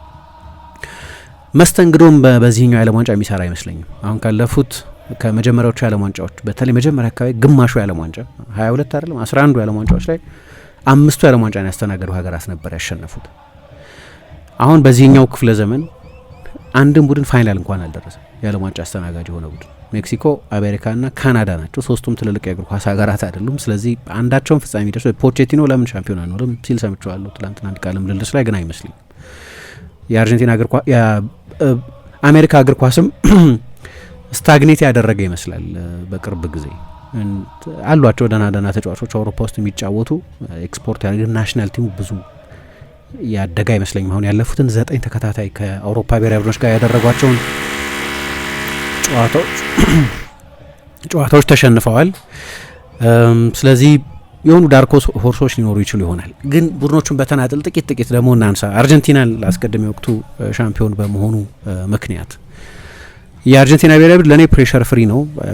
እንዲያውም አይዲያሊ ሜሲ እኮ የዛሬ 4 ዓመት ነው ማቆም የነበረው፣ የዛሬ 3 ዓመት ተኩል ነው ማቆም የነበረበት። ከዛ የተሻለ ውብ ፍጻሜ ሊኖር አይችልም። ሁሉም ተጫዋቾች ተሸክመውት የረጅም ጊዜ ጥያቄውን መልሶ ይሄ ሰው የአርጀንቲናዊ ነው ብለው እስኪጠረጥሩት ድረስ አርጀንቲናዊ እና የማያቋርጥ የማራዶና ጥላ ከቦት ይኖር የነበረ ተጫዋች ነው። በጣም አስደናቂ፣ ስለ አስደናቂነቱ መናገር አይጠበቅብኝም። ግን ልዩ ተጫዋች ሆኖ ግን የዓለም ዋንጫን ባለማሸነፉ ምክንያት ሁልጊዜ የተሸከሙ በተለይ የማራዶና ሸክም ነበር። ንጽጽሩ የማይቆር የማራዶና ንጽጽር ከፔሌ ከማራዶና ጋር ሁልጊዜ ሜሲ ይነጻጸራል እና እነዚህ ተጫዋቾች ደግሞ የዓለም ዋንጫዎች አሸንፈዋል። ከነሱ ጋር በዓለም ዋንጫ ባለማሸነፉ ምክንያት መወዳደር የለበትም የሚሉ ሰዎች እንሰማ ነበር፣ በተለይ ለአርጀንቲናውያን። ከዛ መጨረሻ ላይ በጣም ከፍተኛ ተጽዕኖ አሳድሮ በጣም እኔ የዓለም ዋንጫ ከጀመርኩ በኋላ በኢንዲቪጁዋል ተጫዋች የማራዶና ይጠቀሳል። ልክ ነው። ኢንዲቪጁዋል ተጫዋች ኢንፍሉዌንስ ያደረገው ትልቁ የዓለም ዋንጫ 2022 የዓለም ዋንጫ ነው። ሌላ መጥቀስ አልችልም። ዚዳን ጥሩ ነበር 2006 ግን አላሸነፈችም ፈረንሳይ። የዓለም ዋንጫ ያሸነፉ ቡድኖችን ብታይ ሮናልዶ ቶፕ ስኮረር ነበር 2002 ነው። ግን ይህን ያህል አንድ ቡድን በአንድ ተጫዋች ላይ ጥገኛ ሆኖ አላየሁም። ያን ያህል ትልቅ ስኬት ነበር ለሱ። ምን ማለት እንደሆነም ግልጽ ነው። ግን መጫወትን የመረጠው እና ወደዚህ የዓለም ዋንጫ ሲመጣም ፕሬሸር የለበትም። ግን ጥያቄዎች አሉ። አንደኛው እየቆጠበ ነው እየተጫወተ ያለው። እንደምታውቂው ከ18ቱ የማጣሪያ ጨዋታዎች 10ሩ ላይ ነው የተጫወተው። የድሮ አይነት ድሪብሊንግ የለውም። ራሱም ተናግሯል። ከእድሜ ጋር የሚጠፉ ክህሎቶች እንዳሉ ተናግሯል። አንደኛው የድሪብሊንግ ስኪል፣ ቨርቲካል ሩጫ፣ ስፕሪንት ማድረግ፣ አክስለሬሽን። አሁን የበለጠ በብልሃት ነው የሚጫወተው። የበለጠ ፓሰር ነው። የበለጠ በጣም ኃይለኛ ጨራሽ ነው። ባለፉት 4 ውድድሮች ላይ 3 ውድድሮች ላይ ኮፓ አሜሪካ 2021 እና 2024 ላይ የዓለም ዋንጫ 2022 ላይ ሜሲ የመጨረሻዎቹ 30 ሜትር ላይ 21% የሚሆኑትን የአርጀንቲናን ተጫዋቾች ብቻውን የነካው። 30% የሚሆኑትን የቡድኑን የጎል ዕድሎች የፈጠረው እሱ ነው። ያለፈው የዓለም ዋንጫ ላይ 70% የሚሆኑት በ2022 የዓለም ዋንጫ 70% የሚሆኑት ጎሎች ወይ እሱ ያስቆጠራቸው ናቸው ወይ እሱ ያቀበላቸው የመጨረሻ ኳሶች ናቸው። ያን ያህል በጣም ትልቅ ፕሬዘንስ የነበረው እና አሁን ያው በእድሜ በገፋ ደግሞ አሁን በአውሮፓ አይደለም እየተጫወተ ያለው፣ ዝቅ ባለ ሊግ ነው እየተጫወተ ያለው እና ትልቁ ጥያቄ ግን አልታደሰም። ከሞላ ጎደል ያልነኑ ከዲማሪያ በስተቀር የተወሰኑ የጨመሯቸው ተጫዋቾች አሉ። ግን የቡድኑን ኮር ካየሹ ያው የ2022 ቡድን ነው። በእድሜ ገፍቷል እና አሏቸው። በፕራይም እድሜ ላይ ያሉ እንደ ሁሊያን አልቫሬዝ አይነት ተጫዋቾች አሁን በቅርብ ጊዜ ሜሲን አንደኛውን የቻምፒየንስ ሊግ ሬከርድ በዚህኛው ሲዝን አሻሽሏል። በትንሽ እድሜ 25 የቻምፒየንስ ሊግ ጎል ላይ የደረሰ የደቡብ አሜሪካ ተጫዋች በመሆን የጉዳት ጥያቄ ያለበት ግን ፕራይም እድሜ ላይ ያለ ተጫዋች እሱ ነው። ግን እድሜ አስጊ ነው። ምክንያቱም ጣሊያን 1950 ና 2010፣ ብራዚል 1966፣ ፈረንሳይ ቅድም እንዳነሳሁት 2002፣ ስፔን 2014፣ ጀርመን 2018 ሻምፒዮን የሆነውን ትውልዳቸውን ነው ይዘው የሄዱት። አላደሱም። ያ ኮምፕላሰንሲ ቶሎ ለማደስ ፍቃደኛ ለመሆን አለ። አሁን ስኳድ ሊስቱን ስታይ እንደዛ ነው እና ሜሲ 38 ዓመቱ ነው። ኦታሜንዲ 38 ዓመቱ ነው። ማርቲኔዝ 33 ዓመቱ ነው። ኤሚ ማርቲኔዝ፣ ኒኮላስ ታgliafico 33 ዓመቱ ነው። ሮድሪጎ ደ ፖል 32 ዓመቱ ነው። ሊያንድሮ ፓሬዴስ 31 ዓመቱ ነው እና ብዙዎቹ በእድሜ የገፉ ተጫዋቾች ያሉበት ነው። ከሜሲ በላይ ከሜሲ በተጨማሪ ቶፕ ክላስ ተጫዋቾች አሏቸው። የሜሲና አልቫሬዝ ጥብረት ይጠበቃል። ግን ሁለቱ የጎል ድርቅ ቢያጋጥማቸው እንደ ላውታሮ ማርቲኔዝ አይነት ፕሩቭን ጎል አስቆጣሪ አለ። ግን ሚስ የሚያደርጉት ይመስለኛል አንሄል ዲ ማሪያ ሚስ የሚያደርጉት ይመስለኛል። ምክንያቱም የትልልቅ ሞመንቶች ጎል አስቆጣሪ ነው። የ2021 የኮፓ አሜሪካን ባሸነፉ ጊዜ ፋይናሉ ላይ ጎሉን ያስቆጠረው እሱ።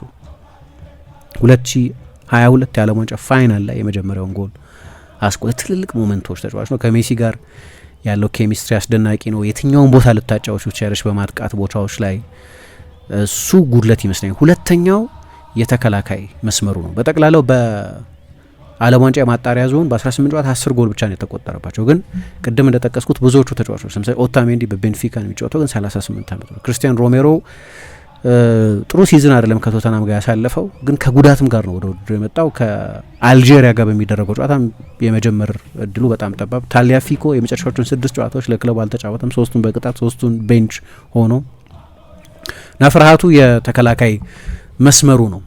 ግን አድቫንቴጅ አላቸው። አብሮ የቆየ ቡድን መሆንም አድቫንቴጅ ነው። እንደ አዲስ የሚሰራ ኤክስፐሪመንቶች የሚደረጉበት ቡድን አይደለም። ኢንዲቪጁዋል ኳሊቲ የተናጠል ጥራትም ያለው ቡድን ነው። ስለዚህ አድቫንቴጆችም አሉት፣ የራሱ ችግሮችም አሉት። ስፔን በእድሜ ስፔክትረም ተቃራኒ ቦታ ላይ ያለ ነው። ከዚህ በፊት የአውሮፓ አሸናፊ የሆነ ቡድን የዓለም ዋንጫን ሲወስድ 2 ጊዜ ብቻ ነው ያየ ነው። አንደኛው ራሱ ስፔን 2010፣ ሁለተኛው ጀርመን የ1974ቱን የዓለም ዋንጫ ሲያሸንፍ የ1972ቱን የአውሮፓ ዋንጫ አሸንፎ ነበር ወደ ውድድር የሄደው። ምድባቸው ቀለል ያለ ነው። ኬፕ ቨርድ፣ ሳውዲ አረቢያና ኡሩጓይ ያሉበት ነው። ከስድስተኛው ወጣት ነው በዚህ ውድድር ላይ የዛሬ 2 ዓመት ከነበረው እንኳን በጣም ተለውጧል። ሊያውም እኮ ላሚን ያማል አይነቶች ተጫዋቾች ያኔ 16 ዓመቱ ነበር፣ አሁን 18 ዓመቱ ነው። ኒኮ ዊሊያምስ ያኔ 21 ዓመቱ ነበር፣ አሁን 23 ዓመቱ ነው። አቬሬጅ እድሜው ከፍ እንዲል ነው አይደል የምትጠብቂው። ግን ከዛ በኋላ ከቡድኑ ውጪ የሆኑ ተጫዋቾች አሉ እንደ ዳኒ ካርቫሃል፣ አልቫሮ ሞራታ አይነት ተጫዋቾች ከቡድኑ ውጪ ሆነዋል እና የዛሬ 2 ዓመት በአቬሬጅ እድሜ 10ኛው ወጣት ነው የነበረው ከ24 የአውሮፓ ብሔራዊ ቡድኖች መካከል። አሁን 6ኛው ወጣት እና 12ኛው ነው ያኔ፣ አሁን 6ኛው የበለጠ ወጣት ሆኗል። ትልቁ ተጫዋቻቸው ወይም ትልቁ ዲፈረንሻል ተጫዋቻቸው ላሚን ያማል ነው፣ ምንም ጥያቄ የለውም። ትልቅ ሸክም ነው። ግን በክለብ እግር ኳስ በ45 ጨዋታ 24 ጎሎችና 18 አሲስቶች ወይም በየ88 ደቂቃው አንድ የጎል አስተዋጽኦ የሚኖረው ተጫዋች ነው። የዛሬ 2 ዓመት በዓለም ላይ ትልቅ ክስተት የነበረ ተጫዋች ነው። ምናልባት ፍርሃቱ የተከላካይ መስመር ላይ በዓለም ዋንጫ ላይ እንግዲህ ልምድ ይበዛል ባይባልም የአርጀንቲና ማርጀት ነው፣ የልምድ መብዛት አይደለም ችግሩ። የስፔን ብሔራዊ ቡድን ላይ ችግሩ አይ የመሀል ተከላካዮቹ ላይ ጥያቄ ያለ ይመስላል። እና ኩባርሲ ነው እንግዲህ ይሰለፋል ተብሎ የሚጠበቀው ገና 19 ዓመቱ ነው። ፓው ኩባርሲ 104 ጨዋታ አድርጓል ባርሰሎና፣ ግን ለስፔን ብሔራዊ ቡድን 12 ጨዋታ ብቻ ነው ያደረገው። የሚያጣምረው አይሜሪክ ላፖርት ለስፔን ብሔራዊ ቡድን ወሳኝ ተጫዋች እንደሆነ ይታወቃል፣ ግን እሱም በላቀ ደረጃ እየተጫወተ ያለ ተጫዋች አይደለም። ከዛ ውጪ እንግዲህ የዛሬ 2 ዓመት 27.5 ነበር አቬሬጅ እድሜያቸው፣ አሁን 26 ሆኗል። ስለዚህ ቱኒዚያ፣ ቦስኒያ፣ ሞሮኮ፣ ኤኳዶር እና ኮት ዲቯር ብቻ ናቸው በአቬሬጅ እድሜ ወጣቶች። ኮት ዲቯር ነው የውድድሩ ትንሹ። ትልቁ አድቫንቴጅን ኮሄዥን ውህደት። ምክንያቱም ቅድም እንዳነሳሁት ከ26ቱ በዚህ የዓለም ዋንጫ ላይ ለስፔን ብሔራዊ ቡድን እንዲጫወቱ ከተጠሩት ተጫዋቾች መካከል 15ቱ ሉዊስ ደላፎንቴ በእድሜ እርከን ቡድኖች ውስጥ አሰልጥነዋቸዋል። አሰልጣኙ ምን እንደሚፈልጉ ያውቃሉ። ስፔን ብሔራዊ ቡድን ወጥ የሆነ ታክቲካል ኮንሰፕትም ያለውን ለመጫወት አስቸጋሪ አይደለም። ከዛ ኳስ ይይዛል። አይ ቲንክ ኳስ መያዝ በጣም ወሳኝ ነው በዚህ ውድድር ላይ ማሮጥ፣ የተጋጣሚን ቡድን ቼዝ እንዲያደርግ ማድረግ። በዚህ ወበቅና ሙቀት የመጨረሻውን 30 ደቂቃዎች በቃ ጨዋታው እንድትወስኝ ማድረግ ይችላል። ይሄ ቡድን ደግሞ ሮድሪ የ2024 የባሎን ዶር አሸናፊ፣ ፋቢያን ሩይዝ፣ ፔድሪ አይነት ኳስ ማኒፑሌት ማድረግ የሚችሉ ኳስ መቆጣጠር የሚችሉ ተጫዋቾች ያሉት ነው። ግን የሀይ ላይን ቡድን ነው፣ ሀይ ሪስክ እግር ኳስ የሚጫወት ነው። ስለዚህ ሰፊ ስፔስ ይተዋል። እሱ አንድ ትልቅ ሪስክ ሊሆን ይችላል። ግን ምንም ጥያቄ የለውም ጥሩ ተጫዋቾች ያሉት ወጣት የሆነ ስብስብ ነው። ለአሁን ስፔንን ካነሳን እንቆይ ትንሽ። ሌሎቹ ብሔራዊ ቡድኖችንም እንደዚሁ በቻልነው መጠን ለማንሳት እንሞክራለን።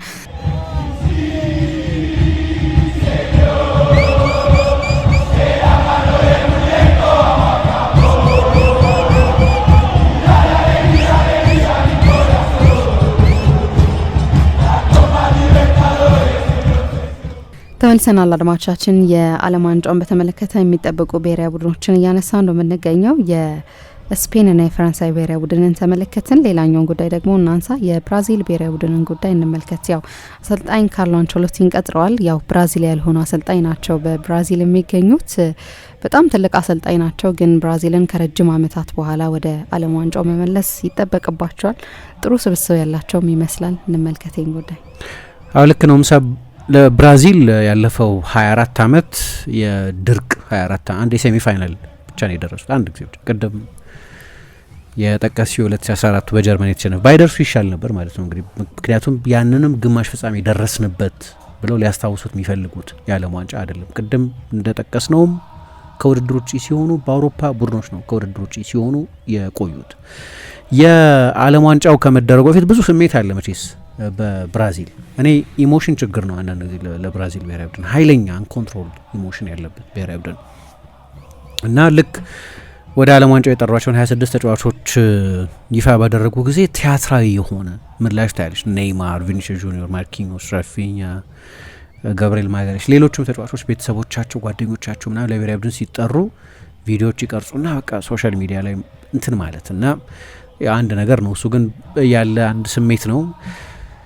ስብስቡ በጣም ጥሩ ነው። እንግዲህ አሁን ስጋቱ ምንድን ነው? አንዳንድ ዲፓርትመንቶች ላይ በቂ ተጫዋቾች አሏቸው። ለምሳሌ የመሀል ተከላካዮች ሁለቱ የመሀል ተከላካዮች ከኋላ አሊሰን አለ።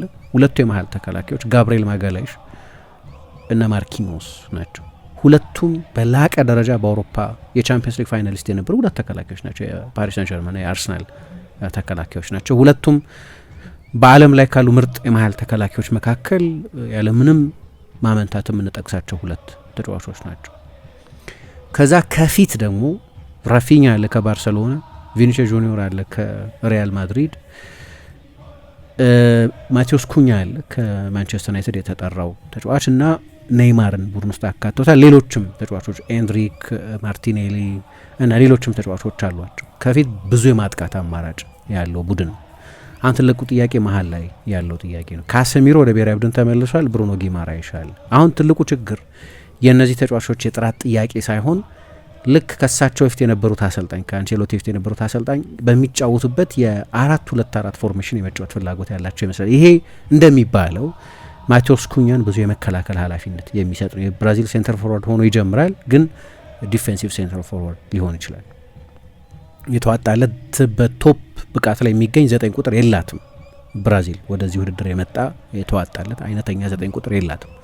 አሁን ትልቁ ችግር እዚህ ጋር ቲም ቪከር የሚባል በጣም የታወቀ የላቲን አሜሪካ የእግር ኳስ ተንታኝ በብራዚል የሚኖር እንግሊዛዊ ያለ እነሱ ምን ይላል? ባለፈው ከፓናማ ጋር የተጫወቱት እና በዓለም ዋንጫው ላይ የመጀመሪያው ጨዋታ ሲደረግ ይጀምራል ተብሎ የሚጠበቀውን 11 ሞከሩ እና 2-1 መሩ፣ ግን በፖሴሽን ተበለጡ። መሀል ላይ በቁጥርም ተበለጡ። ካሰሚሮና ብሩኖ ጊማራይሽ ነበር አንድ ላይ የጀመሩ። አሁን ትልቁ ችግር 4-2-4 በጣም አታኪንግ ነው፣ በጣም የማጥቃት ሁለቱን አማካዮች ብቻ ግን ለብቻቸው እንዲተዉ የሚያደርግ ነው። አንደኛው ተጫዋች ደግሞ 34 ዓመቱ ነው። ውድድሩ የሚደረገው በብራዚል ኃይለኛ ሙቀት ባለበት ነው። እንደምታውቁ ካሰሚሮ ወደ ብራዚል ብሔራዊ ቡድን የተመለሰው ከአንቸሎቲ መቀጠር በኋላ ነው እንጂ ከብራዚል ብሔራዊ ቡድን ሁሉ መዘለል ጀምሮ ነበር፣ በይፋ ራሱን ከብሔራዊ ቡድን ሳያገል ጭምር ማለት ነው። እና በተለይ እንዲህ ክፍት የሚሆን ከሆነ ትራንዚሽናል የሚሆን ከሆነ እኔ ካሪክ አንዱ ያስተካከለው ነገር በቀደም ስናነሳ ካሰሚሮ የሚጫወትበትን የሜዳ ስፍራት መወሰኑ ነው፣ ሪዲዩስ ማድረጉ ነው፣ በተመጠነ ስፔስ እንዲጫወት መደረጉ ነው። እዚህ ግን በሰፊ ቦታ እንዲጫወት ይደረጋል። ወይም በሁለት ጥልቅ አማካዮች ብቻ የሚጫወት ከሆነ ትልቁ ችግር እሱ ነው። ከዛ ደግሞ 9 ተከላካይ ጠርተው ነው ሄዱት። ከ26 ተጫዋቾቻቸው መካከል 5 አማካይ ብቻ ነበር የጠሩት። አሁን በጉዳት ምክንያት አንድ የመስመር ተከላካያቸው ከውድድር ውጭ ሲሆን ኤደርሰንን ጠሩት። በ5 አማካይ ብቻ መጥራታቸው ግን የሚነግርሽ ነገር በሁለት አማካይ ለመጫወት መወሰናቸው ነው። ለሁለት ቦታ 5 ተጫዋች ነው የጠሩት። ለነዛ 4 ቦታዎች ግን 9 ተጫዋቾች ነው የጠሩት። ይነግርሻል ፕሮፖርሽኑ ምን እንደሆነ።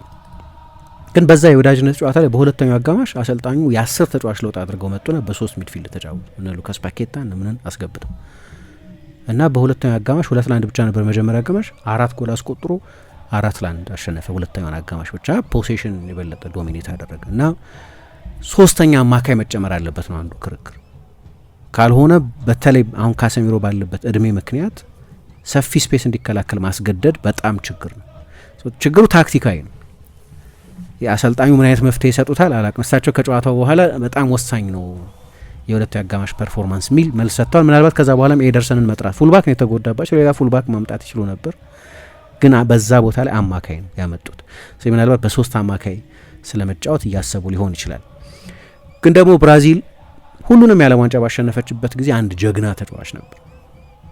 ሮማሪዮ እና ቤቤቶ ሊሆኑ ይችላሉ 1994 ላይ፣ ሮናልዶ 2002፣ ፔሌ እና ሌሎችም ትልልቅ ተጫዋቾች ዓለም ዋንጫ ላይ የፈነዱ ትልልቅ ተጫዋቾች ነበሩ። ብራዚል እንደዚህ አይነት ፕሮታጎኒስት ያስፈልጋታል እና ይሄ የቪኒሺየስ ጊዜ መሆን አለበት ለብራዚል ብሔራዊ ቡድን። 25 ዓመቱ ላይ በጣም ጥሩ እድሜ ላይ ነው ያለው። ለሪያል ማድሪድ በጠቅላላው ጥሩ ሲዝን ባይሆንም ለሱም ጥሩ ሲዝን ሊባል እንኳ ባይችል ግን ፕሮዳክቲቭ ነው። አሁንም 36 የጎል ተሳትፎ ነበረው በ53 ጨዋታዎች፣ 22 ጎሎች፣ 14 አሲስቶች ነበሩት። እስካሁን ድረስ ለብሔራዊ ቡድኑ ጥሩ ብዙ አልተጫወተም። 9 ጎሎች ነው በ49 ጨዋታዎች ያስቆጠረው። 9 አሲስቶች አሉት። ለአንዳንድ ተጫዋቾች መጥፎ አይደለም። ለቪኒሽስ አይነቱ በጣም ትልቅ ተጫዋች ግን የሚያስመካ ቁጥር አይደለም። እንደምታውቂው የዓለም ዋንጫ ላይ የነበራቸው ተሳትፎ በጣም ደካማ ነበር። ብራዚል በዓለም ዋንጫ የማጣሪያ ታሪክ 5 ጨዋታ ተሸንፋ አታውቅም። ግን ከብራዚል የታሪክ ንጽጽር ጋር ብቻ ሳይሆን በላቲን አሜሪካ የማጣሪያ ሂደት ውስጥ ከተሳተፉ ሀገራት ሁሉ እንደ ብራዚል ብዙ ጨዋታ የተሸነፈ አልነበረም። ከ10ሩም ቡድኖች ጋር ብታወዳድሪው ብዙ ጨዋታ የተሸነፈው ብራዚል። የመጨረሻ ኮምፒቲቲቭ ጨዋታ ሜሲ ያልነበረበት አርጀንቲናን በቦነስ አይረስ የገጠሙበትና 4-0 የተሸነፉበት በጣም በከፍተኛ ሁኔታ ዶሚኔት የተደረጉበት። በእርግጥ አንቼሎቲ ከዛ በኋላ ነው የመጡት። ዶሪቫል ጁኒዮር የሚባሉ አሰልጣኝ ነበሩ ያኔ አሰልጣኝ የነበሩት። ቡድኑ ጥሩ አይደለም እስከ ቅርብ ጊዜ ድረስ በነበሩት ጨዋታዎች ላይ። አንቼሎቲ መጥተዋል። የአንቼሎቲ ተች ይጠበቃል። ግን ኔይማርን ጠርተውታል እና እሱ በጣም ትልቅ ርዕስ ነበር እንደምታውቂው። እኔ ኔይማር ስለተጠራ ደስ ይለኛል። ኤክሰፕሽናል ተጫዋች ነው፣ ልዩ ተጫዋች ነው። ግን የተጠራው በስፖርታዊ ሜሪት አይደለም። ይሄኛው አመት ከገባ በ2026 ከገባ በኋላ 8 ጨዋታ ብቻ ነው የተጫወተው። በግማሽ ሲዝን 8 ጨዋታ ነው የተጫወተው። ከ2023 በኋላ ለብራዚል ብሔራዊ ቡድን ተጠርቶ አያውቅም። ከዛ ጉዳት 2 ሲዝን አልተጫወተም እና የመጨረሻ ክለቡ ከሳንቶስ በፊት አልሂላል የሚባለው የሳውዲ ክለብ ነው እና ከጉዳት ከተመለሰ በኋላ 15 የውጭ ሀገራት ዜጎች ተጫዋቾችን ማስመዝገብ ይችላል። ከ15 ውስጥ እንኳን አላካተቱም። ግን ቅድም የጠቀስኩትን ቪከሪን በድጋሚ ልጥቀስ። አንቼሎቲ ኳስ ጨዋታን የሚያዩት እንደ ተጫዋች ነው አሁንም ይለ በዛ ምክንያት ለተሰጦ ልዩ ግምት አላቸው። አንዳንድ አሰልጣኞች ለሲስተም የበለጠ ግምት ይሰጣሉ። አንቼሎቲ ግን በአሰልጣኝነታቸው በሙሉ እንደ ፋሲሊቴተር ነው የነበሩት እና ኔይማር ይጀምራል ተብሎ አይጠበቅም። የዓለም ዋንጫ ጨዋታዎች ላይ አሁንም ከጉዳት ጋር ነው ያለው። ይደርሳል ለሆኑ ጨዋታዎች ላይ ተብሎ ይጠበቃል። ግን አሰልጥነዋል። አሜሪካ ላይ 94 የዓለም ዋንጫ ላይ የአሪጎ ሳኪ ምክትል ሆነ ወደ ዓለም ዋንጫው ሄደዋል። በእንደዚህ አይነት የአየር ንብረት መጫወት እና ለእንደዚህ አይነት ጨዋታዎች ምን አይነት ተሰጦ እንደሚያስፈልግ ያውቃል። ሮቤርቶ ባጂዮ ሁሌ ጀማሪ ተጫዋች ነበር፣ ግን ዲፈረንሻል ተጫዋች ነበር። ግን ኔይማርን በተለይ በጥሎ ማለፍ ጨዋታዎች ላይ የመጨረሻዎቹ 20 ደቂቃዎች ላይ የተጋጣሚ ቡድን በሙቀቱ በብራዚል ፖሴሽን በምን ከዛለ በኋላ ኔይማር የ90 ደቂቃ ተጫዋች አይደለም። ክሊርሊ የ90 ደቂቃ ተጫዋች አይደለም። 20 ደቂቃ ግን ኳሊቲ 20 ደቂቃ ሊሰጥሽ ይችላል። ኳሊቲ 15 ደቂቃ ሊሰጥሽ ይችላል። ስለዚህ ልዩነት የሚፈጥር ተጫዋች ክንፍ ላይ አይጫወትም። ያ ፍጥነት የለውም። ቪኒሺየስ ነው ግራ ላይ ያለው፣ ቀኝ ላይ ራፊኛ ይጫወታል ተብሎ ነው የሚጠበቀው እና የኔይማር መጠራትም በጣም ትልቅ አጀንዳ ነበር። አንዳንዶቹ ደግሞ ያው ኔይማር ሀገር ውስጥ ሀሳብ የሚከፋፍል ሰው ቢሆንም በጣም የሚወዱት ሰዎች አሉ። ከሱ በተቃራኒ የሆኑ ሰዎች አሉ። ሁሉም ሰው የሚስማማበት ተጫዋች አይደለም፣ ግን እንደ ዴሚጋድ የሚቆጥሩት ደግሞ እንደሆነ ከአማልክት መካከል እንዳንዱ አድርገው የሚያዩት ለማምለክ የቀረበ ፍቅር ያላቸው ደግሞ አሉ እና እሱን ትቶ መሄድ የዚህን ጄኔሬሽን የብራዚል ምርጡን ባለተሰጥኦ ተጫዋች ከመጨረሻ የዓለም ዋንጫ እድሉ ልክ ሜሲ የዛሬ 3 ዓመት ተኩል እንደነበረው አይነት እድል መከልከል ነው የሚሉ ደግሞ ሰዎች አሉ። ስለዚህ ያንንም በፖለቲካል ምክንያትም በቃ ይዘው ሄዱ። በቃ ጫጫታ የለም፣ ሌማር ለምን አልተመረጠም የሚል ድራማ የለም። ልክ ማሪዮ ዛጋሎ 1998 የዓለም ዋንጫ ላይ ሮማሪዮን ትተውት ሲሄዱ የነበረው አይነት ሊያውም ሮማሪዮ የዓለም ዋንጫ ያሸነፈ የዓለም ዋንጫ ኮከብ ተጫዋች የነበረ ነው። እንደዚህ አይነት ድራማ አሁን የለም። ቢያንስ ይዘውት በመሄድ የዚህን ጥያቄ መልስ ሰጥተዋል። ወጣት ተጫዋች አላቸው። ኤንሪክ በቀደም ጎል አስቆጥሯል። እንዳልኩት ብዙ አማራጮች አሏቸው። ቅድም ከጠቀስኩት ቪኒሽስ ባሽ አንዳንድ ተጫዋቾች ያው እንደምታውቂው በጉዳት ምክንያት ሮድሪጎ የለም ለምሳሌ በምርጫቸው የቼልሲውን ዦአው ፔድሮን ትተውት ሄደዋል። ግን ሌሎች ተጫዋቾች አሏቸው። ኤንሪክ፣ ሉዊስ ኤንሪክ፣ ማቾስ ኩኛ አይነት ተጫዋቾች አሏቸው እና የኤንሪክ ጉዳይ በተለይ ወደ ሊዮን ከሄደ በኋላ በጣም በጣም በጣም በጣም ጥሩ እየተጫወተ ያለ ነው። አንደኛ በብራዚል የተዋጣለት ተጫዋች ነበር። ችግሩ ወደ ሪያል ማድሪድ ሲሄድ ሪያል ማድሪድ እምባፔን ባስፈረመበት ተመሳሳይ ጊዜ ነው እሱም የፈረመው። ሰው ሊጫወት አይችልም፣ ክሊርሊ ብዙ ጨዋታ ሊጫወት አይችልም። አንቸሎቲ ነበሩ አሰልጣኝ ነበሩ። ወደ ሊዮን ከሄደ በኋላ ግን በግማሽ ሲዝን ብቻ 9 ጎል አስቆጥሯል፣ 9 አሲስት ሰጥቷል። ሰው ልዩ ተሰጥኦ ነው። አሁን ደግሞ 5 ተጫዋቾች የሚለወጡበት የዓለም ዋንጫ በመሆኑ ምክንያት በቅርብ ጊዜ በጠቅላላው በሊግም እግር ኳስ እንደዛ ነው። ስለዚህ ብዙ ጨዋታ ሲጫወት ልናየው እንችላለን። ብዙ ከሄዱ 8 ጨዋታ ድረስ ሊያደርጉ ስለሚችሉ ማለት ነው እና ባለፈው ከግብጽ ጋር በነበረው ጨዋታ 45 ደቂቃ ተጫውቷል። ከፓናማ ጋር በነበረው ጨዋታ 45 ደቂቃ ተጫውቷል። ስፔሻል ኳሊቲ ያለው ተጫዋች ነው። በጣም ጠንካራ ነው። በፍጹም ቅጣት ምት ሳጥን ውስጥ አደገኛ ቦታዎች መያዝ የሚችል ተጫዋች ነው። በጣም ጠቃሚ ተጫዋች ነው የሚል አስተያየት ሰጥተዋል። ስለዚህ ምናልባት እሱም ብዙ እድል ሲያገኝ ልናይ እንችላለን። በተለይ እዛ ቦታ ላይ ችግር ስላለበት የፉልባክ ቦታ ላይ ግን ችግር። አሁን ብራዚል ፌመስ የዓለም ዋንጫ ድሎቻቸውን በሙሉ ካየሽ ሮቤርቶ ካርሎስ እና ካፉ ነው ለምሳሌ የዓለም ዋንጫ የወሰዱ ጊዜ። ግን ከዛ በፊትም ሌሎች ትልልቅ ፉልባኮች ነበሯት ብራዚል። አታኪንግ ፉልባኮች ናቸው ግን እነሱ።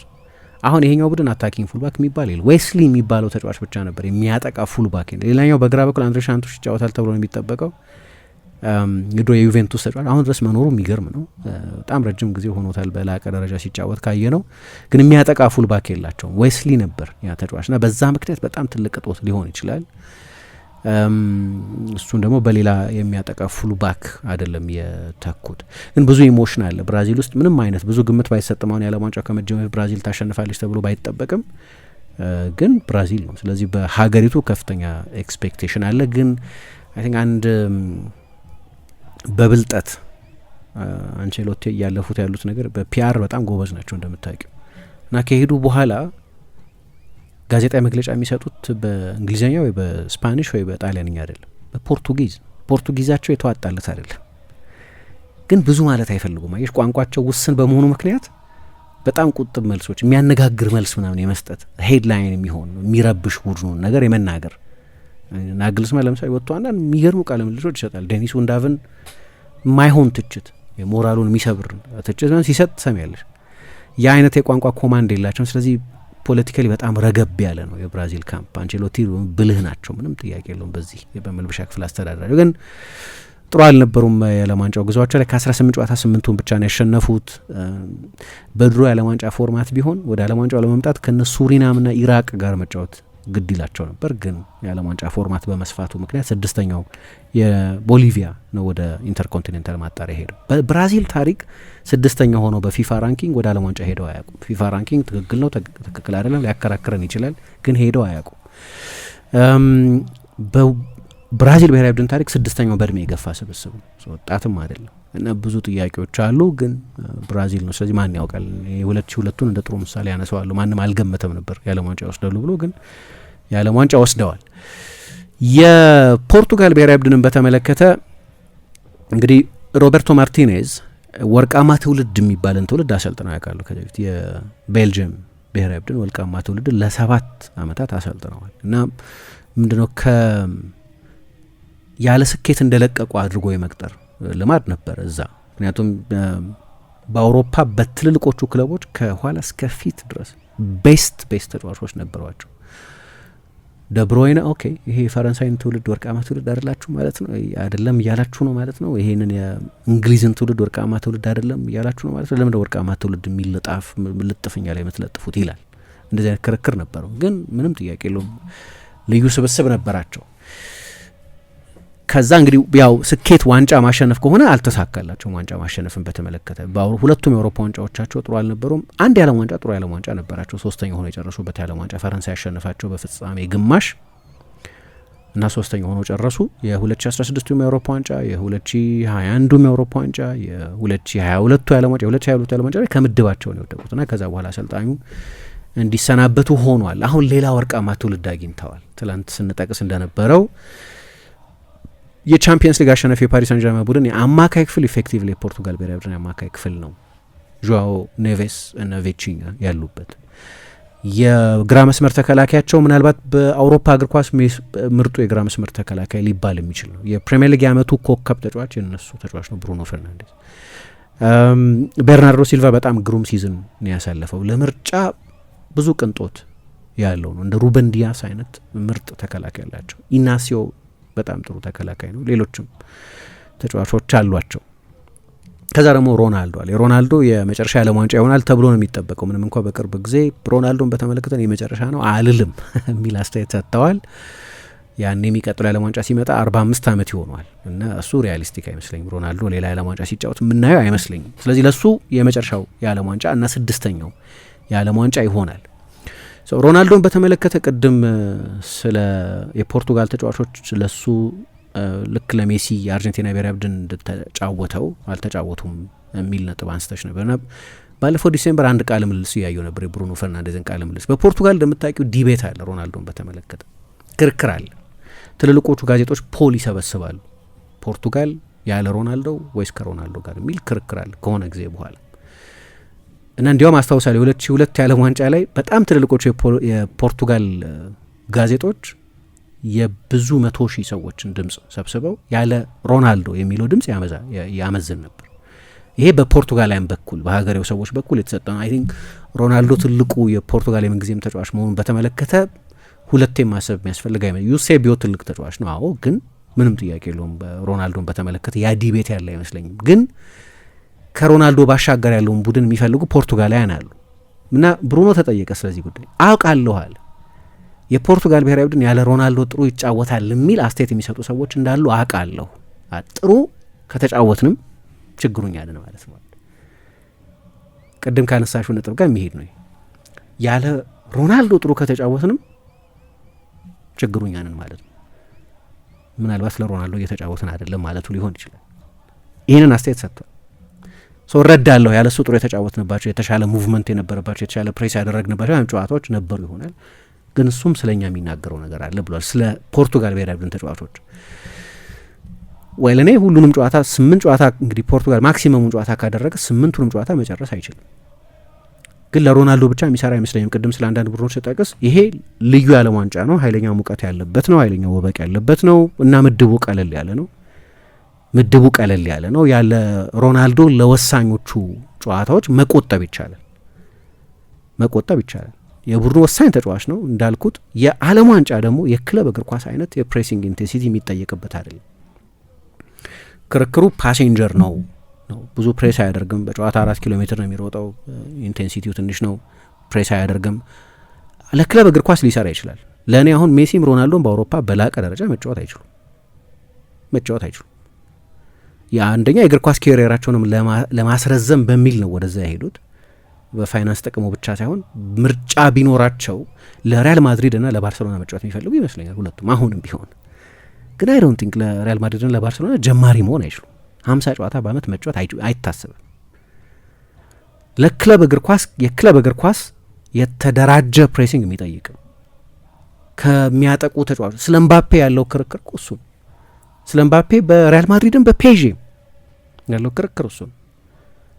ፔዤ ቻምፒየንስ ሊጎች ዶሚኔት ሲያደርግ ፕሬስ የሚያደርግ ያለ ማረፍ ፕሬስ የሚያደርግ ተጫዋች ስላለ ነው። ለዚህ ነው ለኪፕ ሰሞኑን ወደ ኪሊያን ምባፔ ጆሮ እየሄደ ዲፌንሲቭሊ ዩ ሃቭ ቱ ጊቭ አስ ሞር ልታገዘን ያስፈልጋል በመከላከል የሚለው ያውቀዋል። በሉዊስ ኤንሪኬ ስር ለምን ቻምፒየንስ ሊግ እንደወሰዱ ያለሱ ጎሎች ብቻ ሳይሆን ያለሱ የፕሬሲንግ ሩጫዎች ፒኤስጂ ቻምፒየንስ ሊግን ዶሚኔት አያደርግም። ምናልባት ይሄ በብሔራዊ ቡድን ትልቅ ኢሹ ላይሆን ይችላል። የፕሬሲንግ ውህደቱ ሁሉ እንደ ክለብ እግር ኳስ ስለማይሆን፣ ስለዚህ ሚኒማሊስት መሆን ሊጠቅም ይችላል። በጎል ፊት ያለ ብልሃት የጎሉን ማወቅና ጎሉን በማወቅ ከሮናልዶ የሚስተካከል ተጫዋች ሜቢ በታሪክ የለም። በጣም ቁልፍ ጎሎች ማስቆጠር ይችላል። የቡድኑ የስሜት መሪም ነው። እንደሱ አይነት ከፍተኛ የቶርናመንት ኤክስፒሪየንስ ያለው እንደሱ አይነት ካሪዝማ ያለው ተጫዋች የለም። ግን ለምሳሌ ለሌላ 9 ቁጥር ቦታው ይሰጥ ቢባልስ ለማን ይሰጣል? ለጎንካሎ ራሞስ የፔዤ ቤንች እኮ ነው። አሁን በዛ መሀል ለምሳሌ አለ ሮናልዶ ወደ ሳውዲ ሄደ አይደል? እሺ ከኤሊት የአውሮፓ እግር ኳስ ውጭ ሆነ እንበል። ፖርቱጋል ከዛ በኋላ በአመት 40 ጎል የሚያስቆጠር 9 ቁጥር ቢኖራት እኮ ነው ራስ መታት የሚሆን ማለት በቻምፒየንስ ሊግ 12 ጎል ምናምን ያስቆጠር የሚጨርስ ተጫዋች ቢሆን ክርክር ሊሆን ይችላል። ግን የላትም። አሁን ፖርቱጋልም ራሞስ ይጎለበታል የሚል ግምት ነበር። ወደ ፔዤ ሄደ፣ ቤንች ነው እና አይጫወትም በቻምፒየንስ ሊግ። በተለይ በዋና በሊጋ ይጫወታል፣ ግን ሊጋ ነው። እሱም በተመለከተ ነው ክርክሩ። ብሩኖ በጣም የተዋጣለት ውድድር ነው ያሳለፈው። እንግዲህ ለማንቸስተር ዩናይትድ 240 ሚሊዮን ዩሮ ሊያስገኝ የሚችል ኮንትራት ነው ውድቅ ያደረገው በ3 አመት ዩናይትድ ውስጥ ለመቆየት በአመት 80 ሚሊዮን ዩሮ የሚያስገኝ ማለት ነው። እና ቆየ እና እውነትም በመቆየቱ ምክንያቱም የእሱን ቤስት ኢንዲቪጁዋል ሲዝን አሳለፈ። 21 አሲስቶች ነበሩት። የእግር ኳስ ህይወቱ ቤስት ፎርም ላይ ነው ያለው። በቆመ ኳስ፣ ቅድም ባልኩት በሃይ ኢንቴንሲቲ ፕሬሲንግ፣ በፓሲንግ ሻርፕነስ፣ በአኪሬሲ፣ በጎል ማስቆጠር፣ የመጨረሻ ኳስ በማቀበል በጣም የተዋጣለት እና ከሁሉ በላይ ጥቂት ጨዋታ ነው ያደረገው። ፍሬሽ ነው። አሁን ሌሎች ተጫዋቾች ላይ 60 ጨዋታ ተጫውተዋል ምናምን እንደምንላቸው ተጫዋቾችም አይደለም። ዩናይትድ ከሞላ ጎደል አንድ ውድድር ላይ ነው በዚህ ውድድር ዘመን ከፕሪሚየር ሊግ ጨዋታዎች ውጭ 2 ጨዋታ ብቻ ነው ቡድኑ ያደረገው እና እርግጠኛ አይደለሁም ያንን የግሪምስቢ ጨዋታ ተጫውተው እንደሆነ፣ ግን እንዳልጀመረ እርግጠኛ ነኝ። ጨዋታው በጣም ጥቂት ጨዋታ ነው የተጫወተው። ፍሬሽ ነው። እሱ አድቫንቴጅ ነው ለፖርቱጋል ብሔራዊ ቡድን እሱን ፍሬሽ ሆኖ ማግኘት እና በሌሎችም ብዙ ተጫዋቾች አሏቸው። ትልልቅ ኢንዲቪጁዋል ተጫዋቾች አሏቸው። ያለፈው ውድድር ግን ጥሩ አልነበረም። የመጨረሻው የዓለም ዋንጫ ሮናልዶም የዓለም ዋንጫ ማሸነፍ የሚችልበት የመጨረሻው እድል ሊሆን ይችላል። ግን የቡድኑ ጥንካሬ ምንም ጥያቄ የለውም። ሚድፊልዱ የዚህ ቡድን ጥንካሬ ብዙ ጥንካሬዎች ያሉት ቢሆንም በሁሉም ዲፓርትመንቶች በጣም ጥሩ ተጫዋቾች ያሉት ቢሆንም ዦኦ ኔቬስ፣ ብሩኖ ፈርናንዴዝ፣ ቪቺኛ፣ ቤርናርዶ ሲልቫ አይነት ተጫዋቾች ያሉት 4-2-3-1 አንዳንድ ጊዜ 4-3-3 የትኛው ሚድፊልድ ነው ውጭ የሚሆነው ነው ለእኔ ጥያቄ። እንዲያውም የትኛው ነው የማይጀምረው? ብዙ ምርጫዎች ስላሏቸው ስለዚህ ምርጥ ስብስብ ነው፣ ጥያቄ የለውም። የፈረንሳይ ብሔራዊ ቡድንን በተመለከተ ቅድም ጥቂት አንስቻለሁ። በእርግጥ ግን ይሄ የዲዲዬ ዴሾ የመጨረሻ ውድድር ነው እንደምታውቂው እና አስታውሳለሁ የዛሬ 8 ዓመት የአውሮፓ ዋንጫን የዓለም ዋንጫን ካሸነፉ በኋላ እንዳለ በሻምፓኝ ተጠምቆ ጁላይ 15 2018 በሞስኮ ማለት ነው ታላቅ ሻምፒዮንን ታሪክ የሚያስታውሰን ታላቅ ሻምፒዮንን ማቀው የዓለም ሻምፒዮን መሆናችንን ነው እና ለ4 ዓመት በዓለም ጫፍ ላይ ሆነን እንቆያለን። that's all that matters። ለእኔ ግድ የሚሰጠኝ እሱ ነው። ስለ ተጫወትንበት እግር ኳስ ሰዎች ከ50 ዓመት በኋላ አቤት ያ የፈረንሳይ ቡድን ምናምን ላይሉ ይችላሉ፣ ግን አይጨንቀኝም። እሱ ግድ የለም። ለ4 ዓመት የዓለም ጫፍ ላይ እንቆያለን አለ። እንደዚህ አይነት ፕራግማቲክ አስተያየት ነው ያለው። ምክንያቱም ያሰለጠኑት አሰልጣኞች አሉ፣ ዣን ክሎድ ሶዱ፣ ኤሚ ዣኬ፣ ሬሞን ጎታልስ፣ ማርሴሎ ሊፒ፣ ሌሎችም አሰልጣኞቹ የበለጠ ፕራግማቲክ አሰልጣኞች ናቸው። እንደዛ ነው። እንደ አሰልጣኝ ጣሊያናዊ አሰልጣኝ ይመስለኛል። ግን ይህንን ስብስብ ይዘሽ እንደዛ መጫወት አለብሽ? ይህንን ለምርጫ ግራ የሚያጋባ ስብስብ ይዞ ግን አንደኛ በቃ ሌጋሲው ዲፋይን ተደርጓል። የዓለም ሻምፒዮን ዲዲዬ ዴሾ እና እሱን የሚቀይር ነገር የለም። ለሌጋሲው በታሪክ ላለው ስፍራ አይደለም የሚጫወት። በአምበልነት በተጫዋችነት የዓለም ሻምፒዮን ነው፣ የአውሮፓም ሻምፒዮን ነው፣ በአሰልጣኝነትም የዓለም ሻምፒዮን ነው። ቡድኑ ሲረከብ 2008 የአውሮፓ ዋንጫ የቀውስ የአውሮፓ ዋንጫ ነበር፣ ትርምስምሱ የወጣ የሮሜን ዶሚኒክ ቡድን። የ2010 ደግሞ ኤቭራ፣ አኔልካ፣ ሪቤሪ እና በኋላ ደግሞ ከ2012 የአውሮፓ ዋንጫ በፊት ደግሞ የካረም ቤንዜማ ና የማቲዮ ቫልቦዌና ያቅሌት እንደዚህ አይነት ቡድን የተረከበው። ከዛ በኋላ ልክ የሆነ ጊዜ ጣሊያን፣ ጀርመን እንደነበሩት ቢያንስ የሴሚ ፋይናል ቡድን አድርጎታል። 2 የዓለም ዋንጫ ፋይናል ተጫዋች 1 አሸንፎ። ስለዚህ አሁን ሪስክ መውሰድ ይችላል።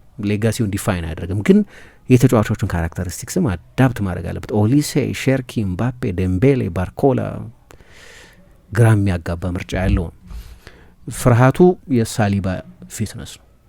ሳሊባ ፊት መሆን አለበት። ምክንያቱም ኮናቴ ነው የሚጫወተው። ኮናቴ ጥሩ የሊግ ሲዝን አይደለም ያሳለፈው። ሌሎችም ተጫዋቾች ብዙ ስህተት የሚሰሩ ተጫዋቾች ናቸው። ጀርመንን በተመለከተ ምን መገመት እንዳለብን አይታወቅም። በጣም ግራ የሚያጋባ ቡድን ነው። ስለዚህ ጸጥ ያለ ነገር ነው ስለ ጀርመን የምትሰኙ። ከፌቨራይቶች መካከል አንዱ ተደርጎ የሚጠቀሰ ትልቁ ችግር ክሩስና ኢልካይ ጉንዶዋን ነበሩ የዛሬ 2 ዓመት። አሁን ያ ኤክስፒሪየንስ የለም። ፌሊክስን ሜቻ እና አሌክሳንደር ፓቭሎቪች ናቸው ሁለቱ አማካዮች ይሆናሉ ተብሎ የሚጠበቀው። የተዋጣለ 9 ቁጥር የላቸውም። ናብሪ ይሰለፋል ተብሎ ነበር። ናብሪ በጉዳት ምክንያት ከዓለም ዋንጫዎች ነው። ሙሲያላ ከረጅም ጊዜ ጉዳት መመለሱ ነው። ፍሎሪያን ቪርትዝ ጥሩ የሊግ ሲዝን በሊቨርፑል አላሳለፈም። ማን ነው ሀቨርትዝ ነው አጥቂ ይሆናል ተብሎ የሚጠበቀው። ሀቨርትዝ ሙሉ ሲዝኑን አልተጫወተም። 7 ጨዋታ ነው ምናምን የጀመረው። ጎሎች ያስቆጥራል ግን ኤፊሽንት ጎል የተከላካይ መስመሩ ላይ ጥያቄ ያለ ሽሎተርበክና ዮናታን ታ ይሰለፋሉ ተብሎ ነው የሚጠበቀው። ሁለቱም ላይ ይሻል። እንግሊዝን በተመለከተ ያው ሰዓት አለቀ፣ ግን ትልቅ የምርጫ ሪስክ ነው የወሰዱት። ምክንያቱም ኮል ፓልመር የለም፣ ፊል ፎደን የለም። በሊግ ሲዝን ባሳለፉት ሲዝን አለመመረጣቸው የሚገርም አይመስለኝ። ለእኔ ሞርጋን ጊብስ ዋይት 13 የሊግ ጎል ያስቆጠረ ተጫዋች አለመመረጡ ነው ትልቁ ድራማ። ከውድድር ውጭ የሚሆኑ ከሆነ እንደ ድሮ ትውልዱ ላይ አይመስለኝም ትችት የሚቀርበው። ቱሄል ላይ ማዕከል ያደረገ ነው። ደፋር ናቸው ላለው በወሰዷቸው ምርጫዎች ይሰራል አይሰራም ውድድሩ ላይ የሚታይ ነው። ሌላ ጊዜ ግን ስለ ቡድኖች በሰፊው ደግሞ በተናጠል እናነሳለን። ይህኛ ዓለም ዋንጫ በዛሬው ዕለት ምሽት 4 ሰዓት ላይ በሜክሲኮና በደቡብ አፍሪካ በሚደረገው ጨዋታ የሚጀምር ይሆናል። እኛ የነበረን ቆይታ እዚህ ጋር ያበቃል። ሌሎች ፕሮግራሞች ከጣቢያው ወደ እናንተ መልሳቸውን ይቀጥላሉ። መልካም ጊዜ ይሁንላችሁ።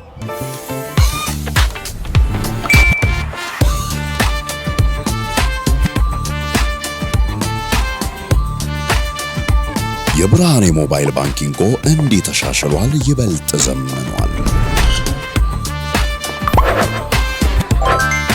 በብርሃን ፍጥነት ያሻውትን የሚፈጽሙት ጊዜውን የሚመጥን የሞባይል ባንኪንግ አገልግሎት ከብርሃን ባንክ። እስኪ መተግበሪያውን አፕዴት ያድርጉና አዲሱን አቀራረብ ይመልከቱ።